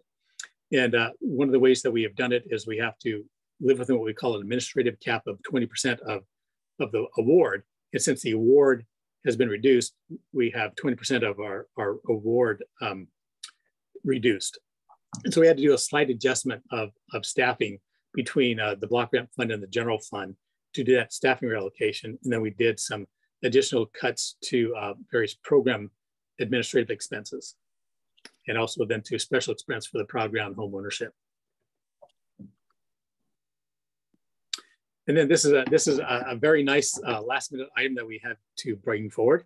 As the council knows, and hopefully the budget committee knows, the city bought a building called the Beaverton Business Center, and we're going to renovate it to become our city shelter. And whenever we acquire a building, we have ongoing building maintenance costs. And so in this amendment, we are recognizing the rental income from the city-owned property because there's a dentist facility within the building. They'll be paying about $95,000 worth of rent during the next fiscal year. They'll have various expenses to manage the building for next fiscal year until we start looking at renovating the building. And that shows that the general fund contingency increases by about $31,988. And I think that's it for amendment packet number 1. So if we can go to amendment packet number 2. And this amendment packet is actually approving 2 additional FTEs in a combination of utility funds and community development planning division to handle all of the activity around the Cooper Mountain development. So this will be for the public works side or the engineering side, is a senior program manager that's going to be split against the various utilities that will be building and maintaining and planning infrastructure, which will be the street, water, sewer, and storm drain funds. And then the community development department is a person that will be helping manage the McKiernan Creek Greenway project. And this position will be partially reimbursed by its work on behalf of the street, water, sewer, and storm funds. So although it's a $155,000 reduction of the general fund, that'll be reduced as we charge the water, sewer, and storm and street funds for a portion of this staff members' work. And then on to budget request number 3, and this was just sent to you about 10 minutes ago. Again, when we prepared the budget, it's based upon what we know 2 months ago. And since then, we've received 2 additional distributions of revenues in various funds. And so we have adjustments to the general fund, the building fund, and the transient lodging fund. Unfortunately, in the building fund and in planning development fees and site development permit fees, Cheryl Tweedy, the community development director, and the building official have queried the projects that we thought would come in this fiscal year, and they're not going to be coming in this fiscal year for either permit fees for site development or for building permit. And so there are actual reductions in revenues for the general fund and planning and site development permit fees, and we'll get down to the building fund later.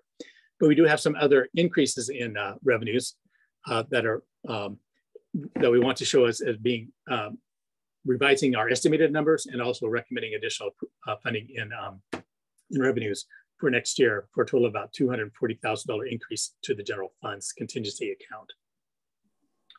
Scroll down to the next one, which should be the building fund. And this is, this table is not filled out because the building official and myself need to fill out the numbers of how much of the $716,000 reduction we think will happen in each of these particular revenue counts. So although they're as an X, they will be filled in with figures that will total to the $716,000 reduction. And then number 3, transient lodging tax. This is actually good news for the city. We're seeing a continual increase in the monthly payments that we're getting for the city's 4% TLT tax and the city's portion of the county's 9% tax. And so we have a little bit of adjustment for the estimate for this year and adjustment for the budget for next year to the tune of about $128,000 increase to the TLT fund contingency. So that, Mr. Chair, is the 3 amendment package that, if you want to just delete that one there, that's an extra template right there, Susan. So, Mr. Chair, I'll turn the floor back over to you for continuing on to the scripted agenda.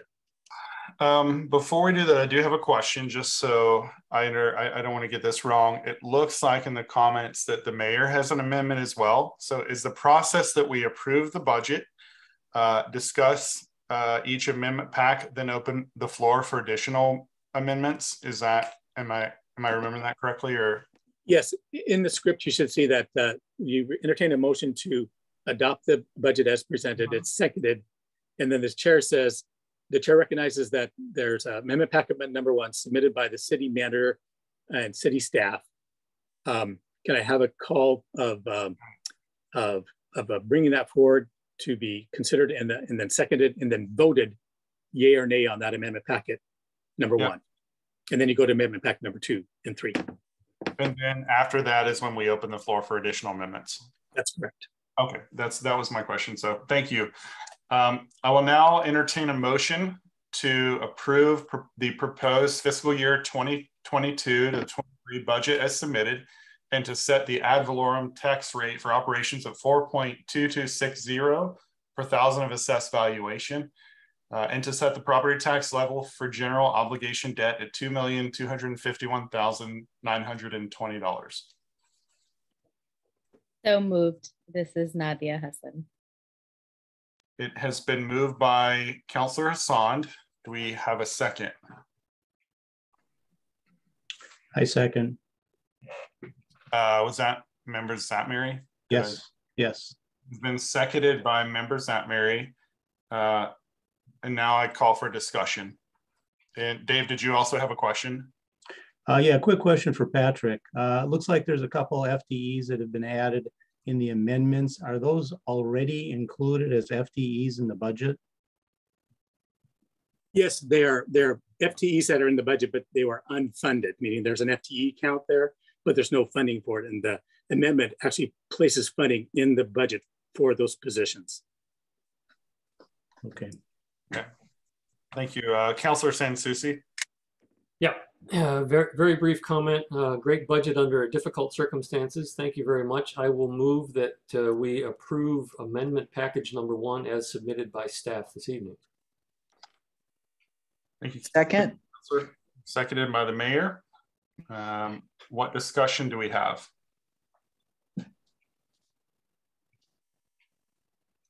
Seeing none. Susan, do you do the roll call for the vote? Oh, Joanne. Oh. Okay. Councillor Hartmeyer-Prigg. Yes. Councillor Hassan. Can you clarify what we're voting on? Amendment package number 1. Okay, thank you. Yes. Councillor Mitchell. Yes. Councillor Sansusi, Yes. Councillor Tivnon, Yes. Member Duggar, Yes. Member Hong, Yes. Member Johnson, Yes. Member Kamath, Yes. Member Payne, Yes. Member Zatmary, Yes. and Mayor Beatty. Yes.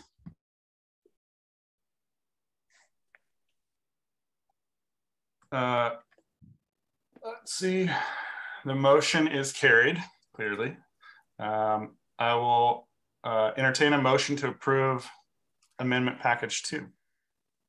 Mr. Chair, I will move that we approve amendment package 2 as presented by staff. Thank you, Councillor. Do I have a second?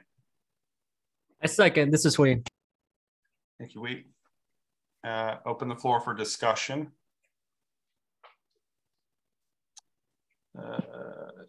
Seeing none, back to you, Joanne, for the roll call. Okay. Councillor Hartmeyer Prigg. Yes. Councillor Hassan. Yes. Councillor Mitchell. Yes. Councillor Sansusi. Yes. Councillor Tivnon. Yes. Member Duggar. Yes. Member Hong. Yes. Member Johnson. Yes. Member Kamath. Yes. Member Payne. Yes. Member Zatmary. Yes. Mayor Beatty. Yes. And the motion passes. I will now entertain a motion to approve the amendments in amendment package 3. Well, I'll just be consistent here. I'll go ahead and move that the Budget Committee approve amendment package 3 as submitted by the Finance Director this evening. Thank you, Councilor. Who was the second by? Allison. Thank you, Councilor. Open the floor for discussion. And seeing none, Joanne, back to you. Okay. Councillor Hartmeyer Prigg. Yes. Councillor Hassan. Yes. Councillor Mitchell. Yes. Councillor Sansusi. Yes. Councillor Tivnon. Yes. Member Duggar. Yes. Member Hong. Yes. Member Johnson. Yes. Member Kamath. Yes. Member Payne. Yes. Member Zatmary. Yes. Mayor Beatty. Yes. Amendment package 3 passes. And now I will open the floor. Oh, sorry, Member Decker, you had a question or a comment? I actually was prepared to move a 4th amendment previously submitted to staff. I can provide to the chair. I have a point of order.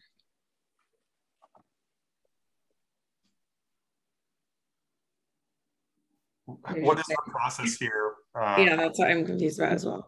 You should recognize Councillor Hardmeyer Prigg for her point of order. Recognize Councillor Hartmeyer Prigg for your point of order. Thank you. I think Chair Duggar, we may have some question. I'm just curious the process since Member Decker is alternate. I can address that, and if Patrick wants to weigh in, that's fine too. I'm looking at ORS 294414, and it talks about who's on the budget committee, the governing body, and an equal number of appointed electors. And in my opinion, the voting members have the ability to move things, but non-voting members would not. But Patrick, do you have a different opinion or further information? Mr. City Attorney, I would agree with your assessment. Now, the alternate could call upon another member to advocate their amendment, and they could present it forward if they so choose. I completely agree with that.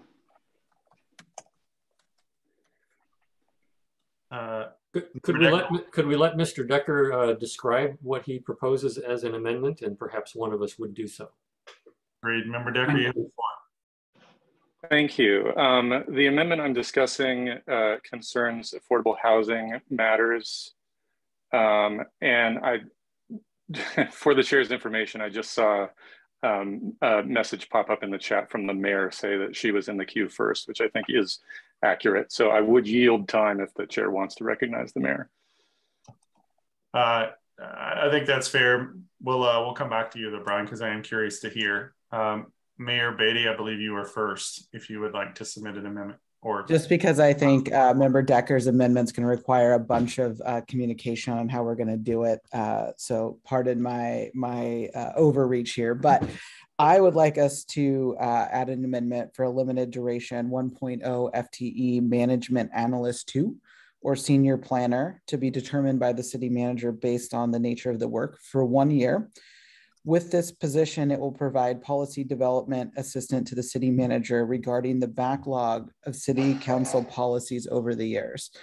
With losing our most senior member, Councillor Sansusi this year, sorry, kids in the background, it's really important that we don't lose the work that the council's been working on for the last 10 years. During my city one-on-one this week, we're working on a policy that the council asked for probably over 5 years ago. And so I just want to infuse the city manager with specific talent to bring the backlog up. I project this will be a 1-year appointment. So I'd really like the council and the budget committee to consider this amendment, because we constantly are being told there's not enough capacity to work on the council priorities and policy stuff. This would give the city manager the person to do that for things like tree code and other things that we have been repeatedly asking for. Mayor Beatty, would it be possible for us, city staff, to share the proposed amendment that you have brought forward? Because we have it in the same template that number 1, 2, and 3 are. So Susan, if you could bring forward, I think it's amendment packet number 4, I believe I called it. And if you can scroll up just a little bit, scroll up. There we go. So this is, again, in the city's general fund, in the city administration department, in the city managers program, to do a limited duration management analyst 2 or a senior planner, and that's going to be determined by the city manager based upon the nature of the work. And so we budgeted the table down below as a management analyst 2, but that could change to a senior planner position if it's so deemed that the best working class title for the work that they'll be doing will be a senior planner. And then there's some various basic necessities for office furnished equipment, computer equipment, and software. Thank you. And we follow, just so I'm clear, Patrick, we follow the same process. Yes. So you'll call for, are there additional amendments to the budget? And at that time, Mayor Beatty would introduce her formal amendment packet number 4. Okay. Are there additional amendments to the budget? And then this is where we, entertain a motion, to approve the amendments and amendment package 4. Is that what I'm doing? That's correct. Okay. Do we have could I ask a quick question? If in fact we fund this position and the budget has to be balanced, how does it work? Do you simply have less of a reserve? Yes. In the table you see in front of you, the negative figure of the 159, that's coming out of our contingency unreserved funds. Okay. I have a question as well. Mr. Chair, it's best to get it moved and seconded, and you can have discussion. Thank you. Can we get, I will entertain a motion to approve the amendment package 4. Do we have that motion? Can I make my own motion to move amendment package 4? Please do. Thank you. I move amendment package 4. And I'll second it. Thank you. Now we will open the floor for discussion. Member Johnson, I believe you are up. Thanks. I just want to make sure that if the position needs to move, I assume there's a difference in payroll taxes and benefits if it's a management analyst 2 or a senior planner or the equivalent. Can you just make sure there's enough money budgeted for it in case you have to make it a senior planner? Mr. Chair, I can address that question. And the issue is that we can approve these amounts here in salaries and payroll and taxes. And Ms. Johnson is correct that senior planner is a 1 grade higher than a management analyst 2. But there's a little bit of room in here because we budgeted this at a full year salary. And we know that we're not going to be funding it for the full year because it'll take the hiring process and they'll probably won't start until sometime in mid-August. So we would definitely have enough appropriation on either management analyst 2 or senior planner with what's presented before you. Thank you, Mr. Auclair. Councillor Sansucci. Yeah, I just want to speak to the mayor's motion here. I know that I am one of the people that has been bringing up some of these policy requests year after year after year, and I have a fairly extensive list of those. And I've threatened the city manager with actually writing some of them down in fresh ink and bringing them forward. So if this actually takes place, I will be helping to prime the pump with some of these recommendations. And hopefully we'll have a chance to participate in some of the discussions that follow. Thank you, Councillor. Councillor Hartmeyer-Prigg.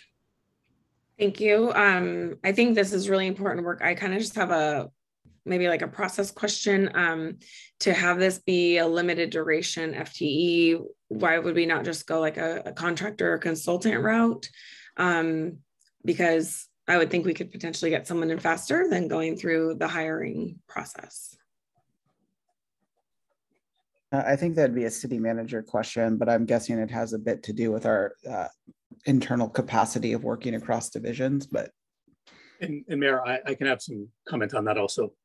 I was going to add that sometimes the professional services can run a little bit price point higher, but Patrick, you can weigh in on the FTE selection.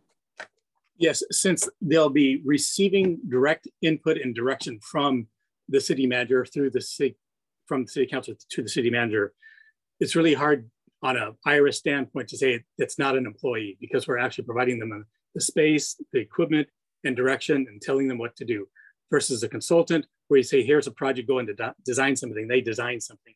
So from an IRS perspective, it would be an employee versus an independent contractor. Thank you. I really appreciate us being good about following employment laws. So thank you. Thank you. Member Kamath, you're up. Is there any checks and balances to ensure that this position does not become permanent?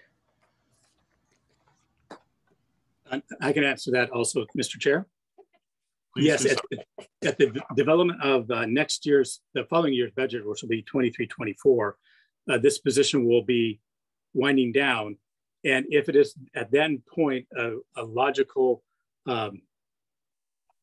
need to continue it, that would be communicated with the city council. Should I go ahead and continue this person's work because we're not done? Or are there other things the city council would like this person to do?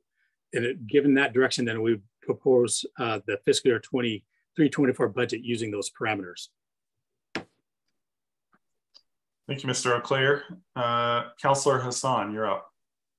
Yeah, thanks. I just want to say, like, I think that this is something we probably have needed. I've heard us talk about some of our policies needing to move forward. I also think that we as a council might need to sit down and just figure out like what those priorities will be for this person, because I think the backlog, my assumption is the backlog is bigger than we think. So I'm excited for this. Thank you, Councillor. Seeing no more discussion, call for a vote. Joanne, if you would please call the roll. Okay. Councillor Hartmeyer-Prigg. Yes. Councillor Hassan. Yes. Councillor Mitchell. Yes. Councillor Sansucci. Yes. Councillor Tivnon. Yes. Member Duggar. Yes. Member Hong. Yes. Member Johnson. Yes. Member Kamath. No. Member Payne? Yes. Member Zapmary? Yes. Mayor Beatty? Yes. Thank you, Joanne. The amendment passes. And now I believe we wanted to give the floor to Member Decker to advocate to the voting members for his amendment. Thank you, Chair. So I guess I'm offering, without moving, an amendment that I've now forwarded to the chair. I don't know if anybody has the capability of sharing the screen with that document, but it is concerning affordable housing expenses, specifically the affordable housing program expenses that are reflected in the documents that were provided by staff in response to my question by email on Monday, that had been requested by the Community Development Department, but not included in the proposed budget after internal review. So effectively asking this body to consider reinstituting those requested programs for affordable housing. It is 3 separate programs totaling $1.4 million that would be an expense from the general fund. They are SDC backfill for the Omonica Affordable Housing Project, buying homes in Washington County, and downtown equity strategy implementation business support activities. And the reason that I'm requesting this body consider re-adding those requested programs into the budget is that I believe strongly in affordable housing as fulfilling the priorities of the city as set out by the city council.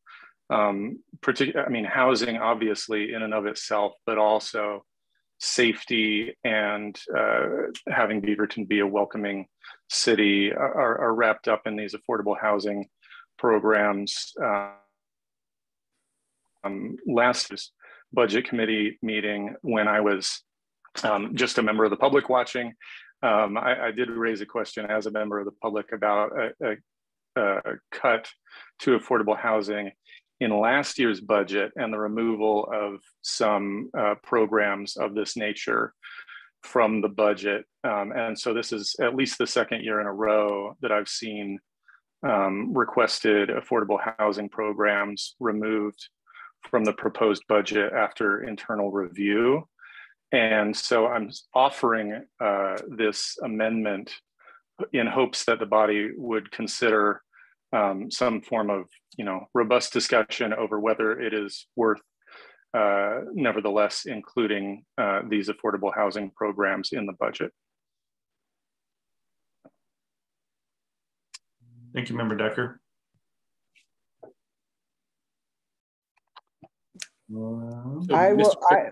I will move it forward for consideration. I have a lot of concerns, but I don't want to leave this so we can have a conversation. I will move it on behalf of Member Decker.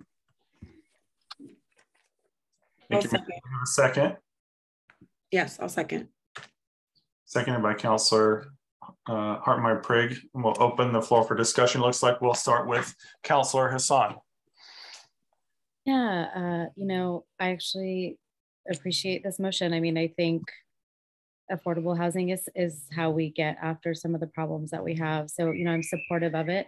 I can sense the hesitation in the room. And so I'm supportive of it. And I would ask that what gets me most excited about what's on here is the downtown equity strategy implementation business support activities. And for context, I chair Bureau. And in that body, we did some downtown equity strategy work, which led us to quite a bit of ideas and ways for us to better support our downtown community. And it's so exciting, except there's no money behind it. So just seeing that in this document, to me, is so important, because for context, the Coalition of Communities of Color and several community-based organizations extensively met with downtown businesses, extensively talked to them about what they wanted to see, really engaged with the community for us to come back and say, thanks for your feedback. If we don't have funding for it. So if there's anything that I would like for us to consider saving, it would be that. Thank you. Thank you, Councilor. Member Payne. Thank you, Chair. I would like to chime in and say that the city's 5-year housing action plan and a part of one point of that plan is affordable housing. And we have used Metro bond dollars efficiently and effectively to help with that conversation that doesn't often happen, that I haven't heard at least, is what happens when the Metro bond dollars run out. And this plan amendment for fiscal year 2022-2023 is great, but it not everything that needs to be done can and will be done in that fiscal year. And I think more will need to be had in the following years, whether that is from grant funds. Obviously, voters approved the Metro bond, and even with the allocation that the city of Beaverton was given, it still is not enough to fulfill the need of everything that we want to get done. With that being said, better something rather than nothing. I would like to implore everyone on budget committee and council to look ahead as well. As a solution, I am hesitant on supporting this because it is not the end all be all for a long-term solution. And I don't know if that would be for a planner or a grant writer. And so I just want to continue to have further discussion on the budget. And if we do this, we're already on a very tight budget. How beneficial will this be, stretching our dollar to ensure that things get done efficiently and effectively? And I will yield my time back to the chair. Thank you, Member Payne. Member Satmary. I think the issue is very important and it's critical. However, I feel pretty ambushed here. It's $1.4 million. What do you take out of the budget at $1.4 million? And I think ultimately it's a city manager, city council discussion over this issue. It's not a position for $80,000.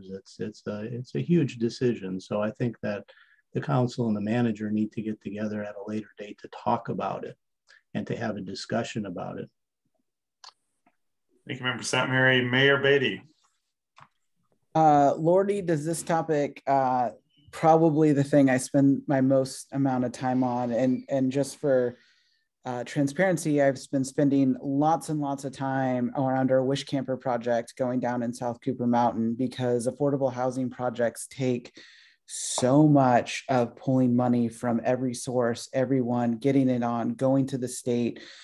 We have a lot of don't have a lot of internal capacity to handle multiple projects at once. And we do have some money left in our allocated money from Metro, because we haven't started our third project yet. But with escalating costs and where we're at and things in pre-development, I'm apprehensive about moving $1 million to tie it up with this specific project, because I have just seen in my years on council how incredibly challenging it is. I mean, we got a new entire THPRD board of directors to solve one tiny issue around system development charges for some apartment buildings. So I am apprehensive and would likely vote no on this amendment, because the city manager, we are hitting our catastrophic reserve. And I think this year we need to be in more of a defensive mode. What is challenging though is I agree with you, seeing this money pulled out 2 years in a row is hard, but we also don't know we don't have it on a line item to see everything we're working on. I do think with the downtown equity strategy, there is money in Bureau's reserves, a lot more money in Bureau's reserves than our contingency here. So I do think we could go back and fund this through BURA, which obviously this board does not have control of. Only part of us sit on the BURA budget committee. But I think there's ways for us to look at it that way, to kind of fill this in. And home buying is my #1 top priority.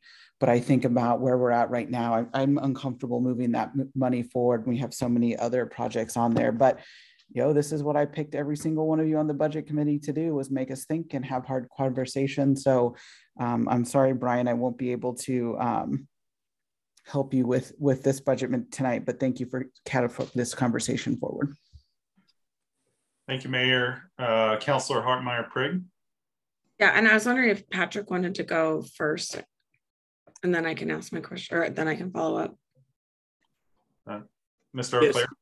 Chair, I just wanted to let the budget committee members know that I sent that to your email account. So we took the amendment off the screen so we can have a good conversation on the screen, but you can pull it up on your email. There's amendment packet number 5 that Mr. Decker had proposed. Thank you, Mr. O'Clair. Councilor Hartmeyer-Prigg. Thank you. One of my favorite things about being a city councilor is when I'm faced with my conflicting priorities. And this is one of those situations where affordable housing is something so important to me. And also I have a fiduciary and fiscal responsibility to our city. And we are in like a very tight budget situation. I also feel bummed to have seen these things be cut. But one of the things that I felt comfortable with them being cut is because through ARPA Tranche 1, we actually allocated $2.4 million to affordable housing initiatives, including some backfill of SDCs. I would actually really love for council to pick up a conversation around SDCs and change our methodology so that we don't have to deal with backfilling SDCs in our budget, and we can actually be super supportive of affordable housing developments within our city. So I think I would like to kind of move that SDC conversation to council. But I think that just like given like the presentation that we saw last week, and knowing that like I feel it's like we plugged the holes this year, that city manager and staff came up with a budget that like kind of like put band-aids over some things, but we know that next year is going to be even worse. Like that, I can't stop thinking about that chart where the deficit, right? Like where we actually go into the negative in like 5 years, like into a very severe negative fund balance. And so that's very concerning to me. And I agree with members at Mary in terms of like the dollar amount is like where I'm struggling, because we know that fund balance is so low. Thank you, Councilor. Councilor Sansucci. Yeah, just a few quick comments here. Every one of the programs that is identified in a line in this proposed amendment is something that we believe in and that we do fully intend to support. The El Monica project will take place. It's just a matter of when. Our commitment to affordable housing and to all these programs is very robust, but it's worth remembering that the city council can modify the budget at any time during the year. And we need to have some conversations with the finance team and with the city manager about when is the right time for us to be putting which money into which program so that we can get all these things done. I think with respect to Mr. Decker, who brings this up, with all of the correct intentions, and I don't disagree with you in the slightest, I'm gonna not vote for this amendment at this time, but I will be voting to fund these projects when the time is right. Thank you, Councilor. Member Decker. Thank you. I wanted to address the piece of what I heard from Member Satmary's comments about the timing of this feeling like an ambush, and I apologize for that. I too am a bit frustrated that that it seems that the point at which we get to discuss potential amendments to the budget feels like the 11th hour, when it is time to make a last minute decision to vote up or down and rubber stamp the budget. It would be, I mean, I believe having a budget committee, it is incumbent on this body to have these kind of discussions about the trade-offs and what programs are approved and what programs must go. in favor of approving the ones that can be funded. We have no time but the present to have that discussion. If this body is going to be more than a sort of go through the motions, agreeing with the budget that is produced whole cloth at great at great professional expertise and through great effort by our staff that I have full trust in. We also have a budget committee for a reason, to have a discussion over what projects ought to get funded and what projects ought not. And these having already been requested projects from the community development department seem to me as a non-voting member of this body to be ones that are meritorious and worth considering on their own merits in the context of the other programs that have been included in the proposed budget. And it's unclear to me where the decision was made and why to cut these programs as opposed to any other $1.4 million worth of programs from the budget in order to have the reserves that we have. Thank you, Member Decker. Councillor Hassan, you're up. I see Jenny's hand if she wants to speak first. Hassan, please feel free to go ahead. Oh, this is, whoo, I get to go. Okay. This is an interesting point, and I've said this before, and I've said this, I'll say it again. As we have moved into this new form of government, we've been transitioning into what input looks like and what budget committee looks like. And I actually feel like we as more on the council side need to kind of think about how do we know, to Member Decker's point, what was and what wasn't, and finding ways to address that. And I feel very conflicted to Councillor Hartmeyer-Prick's point, where we know housing is a need, and yet we are also having to make the best choices knowing, our financial situation. And so I feel really conflicted, but I would ask that, in our future budget processes, we find better ways to engage, whether it's at the council level, whether it's with our budget committee members, because I do hear Member Decker's perspective in terms of like, where and when could we offer that input and what does that look like? And I say that as a current city councilor as well. So thanks. Thank you, Councillor. Jenny, do you want to go now? Yes, thank you, Chair. I just wanted to respond to say the reason why these items were removed from the budget or not included is because they were not recommended by your city manager, only because I am trying to preserve services. And if we go deep to $1.4 million, that might have shifted the reality in terms of looking at service reductions to preserve the fund balance. So that's where that priority was. But on a positive note, if council, as Councillor Sansusi pointed out, wishes to explore some alternatives over the duration of the year, which the budget can be adjusted, the good news is that there is funding in this budget to support affordable housing. There's $330,000 in affordable housing in the general fund. There's $450,000 for land acquisition that is very flexible in the general fund. There's $1.3 million in affordable housing funds in Bura, and there's $1.7 million for land acquisition in Bura. So the council has flexibility to explore and use those funding sources for other things that come up. El Monica is in the pre-development stage, so we're a little bit away from that. So there's still an opportunity, of course, to have that policy discussion. But I just want to know that there is funding in there, that it hasn't been stripped and cut, but we have policy decisions that we're making. And so council can, of course, explore that at any time during the fiscal year if they choose to do so. Thank you, City Manager. Councillor Mitchell, you're up. Yeah, thank you, Member Decker, for bringing that up. What I really appreciate about this request is it seems that all too often there's been a lot of backroom discussion, and then it's like, oh yeah, I moved that, and there's not a lot of upfront transparency. And so I really appreciate, you know, that this is the right format and the right place to talk about this. But also, you know, kind of to Councillor Hassan's point is, how do we do this? Like, if you know, one of us wanted to get an amendment forward, Patrick, how would we do that? Is there a good time to do that? What does that look like specifically? Yes, the best time to do it would have been between the 2 Thursdays. As Mayor Beatty mentioned, what she would like to have brought forward for the limited duration per staff. You know, staff prepared that, and then let the member bring it forward. Perfect. Thank you. Thank you, Councillor. Councillor Tivnon, you're up.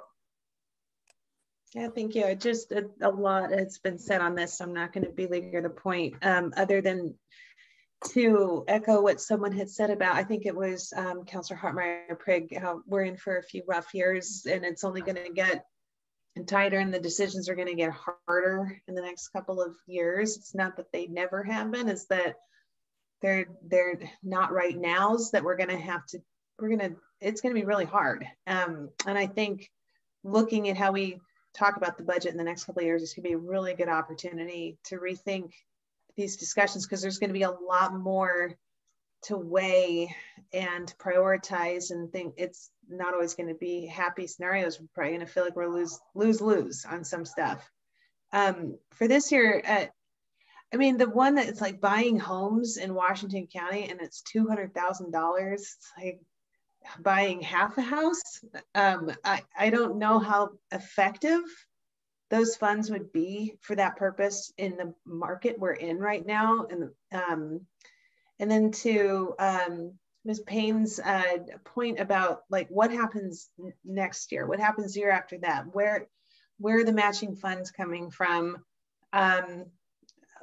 We need a lot of help with affordable housing and we can't solve it on our own. And I think we're going to see a lot of agencies battening down the hatches and uncertainty of where additional funds come from. People are going to be fighting over less. And so all that to say, I'm not going to be supporting this at this time, but I think that when it comes to our budgeting for next time around, having some lenses that we're looking at the whole thing through, the council working hard to prioritize what are the mission critical items, and having a chance to have those conversations well in advance of this, I would welcome that opportunity.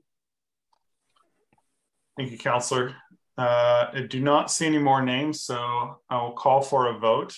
Joanne, if you would do the roll call, please. Councillor Hartmeyer-Prigg. No. Councillor Hassan. Yes. Councillor Mitchell. No. Councillor Sansusi. No. Councillor Tivnon. No. Member Duggar. No. Member Hong. Yes. Member Johnson. No. Member Kamath. No. Member Payne. No. Member Satmary. No. Mayor Beatty. No. Okay, it looks like the motion fails. Motion lost. Okay. Are there any more amendments?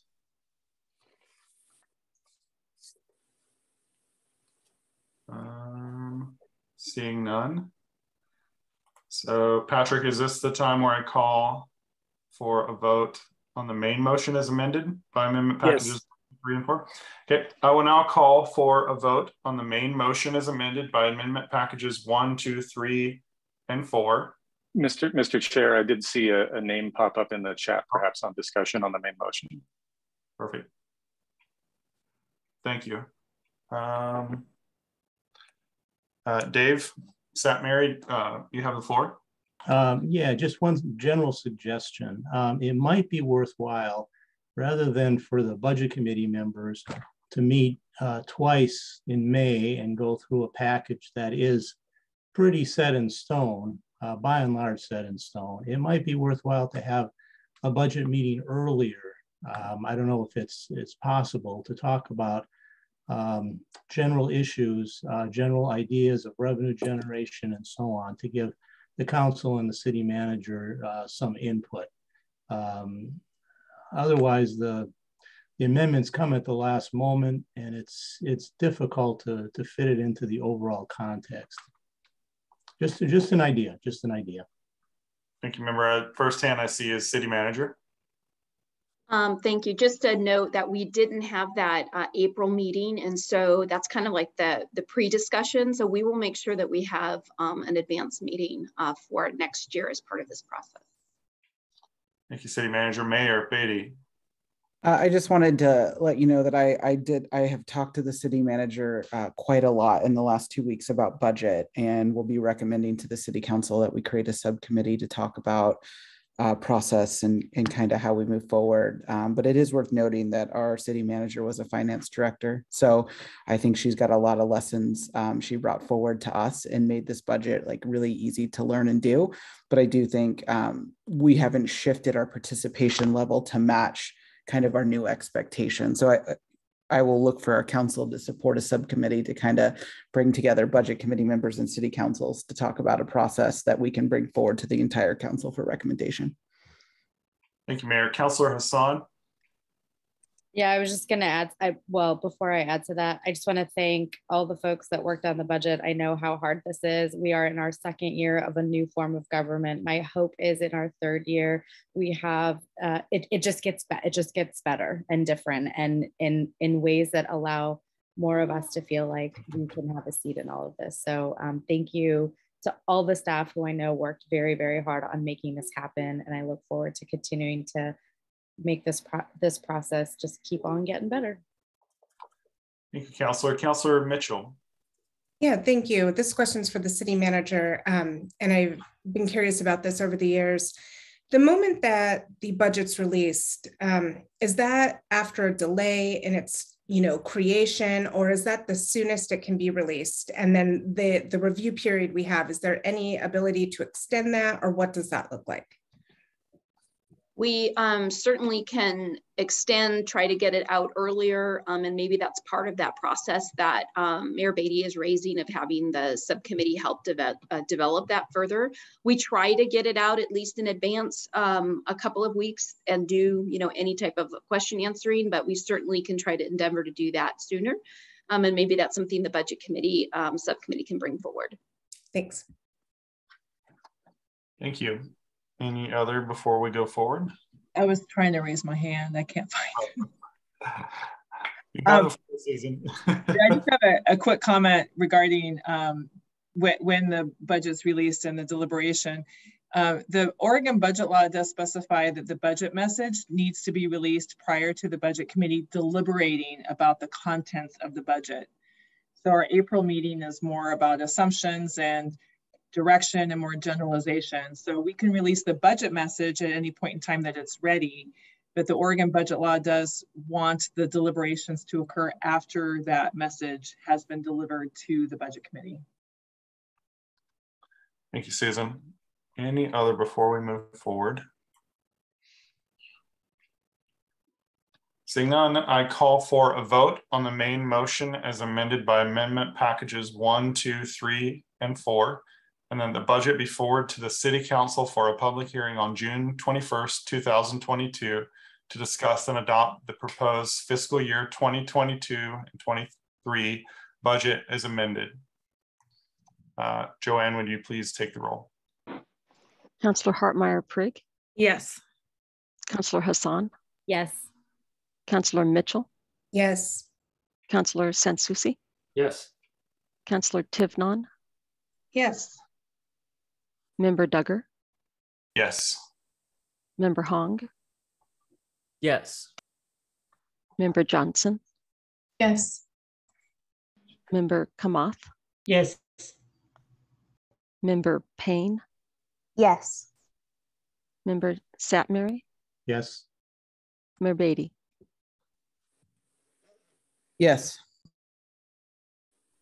Joanne? Yes. Before you, can you confirm who moved and who seconded that motion? No, it was, I don't think it was. Yeah, moved it at the beginning. It's at the very beginning. I know Nadia, Councillor Hassan moved it at the beginning of, like toward the beginning of this meeting. Okay. The motion is carried. I will now entertain a motion to approve the minutes from the November 15th, 2021 Budget Committee meeting. Do we have a motion? So moved. Nadia. Okay. I second. I have a motion and a second. We'll open the floor for discussion if there's any. Seeing none, Joanne, would you please call the roll? Councillor Hartmeyer Prigg. Yes. Councillor Hassan. Yes. Councillor Mitchell. Yes. Councillor Sansusi. Yes. Councillor Tivnon. Yes. Member Duggar. Yes. Member Hong. Yes. Member Johnson. Yes. Member Kamath. Yes. Member Payne. Yes. Member Zatmary. Yes. Mayor Beatty. Yes. Motion is carried. At this point, we'll entertain any other business before the Budget Committee. Looks like Councillor Sansusi, you're up.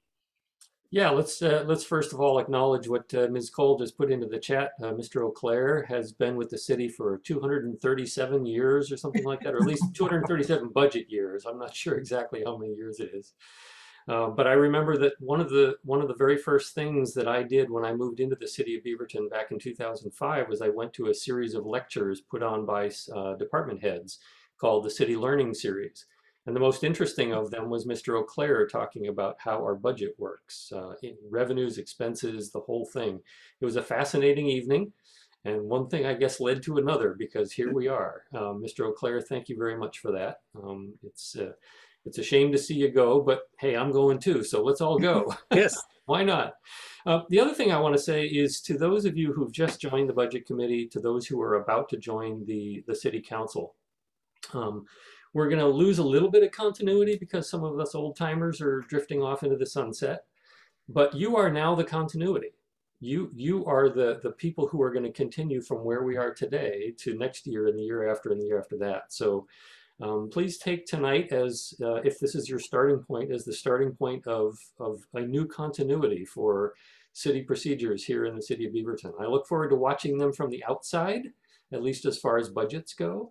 But I'm sure that things are going to go very well because y'all are smart and you ask good questions. So thanks very much for letting me speak one last time here. Thank you, Councillor. Is there any other business? Mr. Chair, if I could just make a few comments, that would be okay? Of course. Yeah, so as Councillor Sansusi noted, it's not quite that long. This is my 28th budget. And I just want to say that under the strong mayor form of government, the budget was a vision of 1 year. And the budget was the vision of the mayor. And what I want to say is that with now under the council manager form of government, you have a budget process that's looking over a 5-year period. Sure, we have a lot of issues on the general fund, but I want to mention that we kept everybody employed. We didn't lay anybody off. We had no furloughs, even though we knew we had reduced revenues coming in and we were eating into our fund balances to keep operations of the city going. So I just wanted to commend the budget committee, the city council, and mayor, and our city manager for bringing forward a plan that is the building block of the first year of a 5-year ongoing plan based upon the council's directions to the city manager for the goals and objectives. So I think that it's a paradigm shift for the city, one that's I think you will very much enjoy doing. And if you don't mind, I was going to send each one of you kind of like a bullet list of about, I think it's a list of about 25 different accomplishments that the city has done since 1994, just to give you a little bit of history of what's been going on with the city, just from a a budget and a finance and a project standpoint. So thank you for allowing me the pleasure to serve our community and to serve for the mayors and now city manager. So thank you. Thank you, Patrick. Patrick, well done. Any other business before we adjourn? Trying to keep up on all the comments. I don't believe I see any. So at this point, we are officially adjourned. Thank you so much, everyone. Thank you, everybody. Good night, everybody. Good night. Congrats, Patrick. Thank you.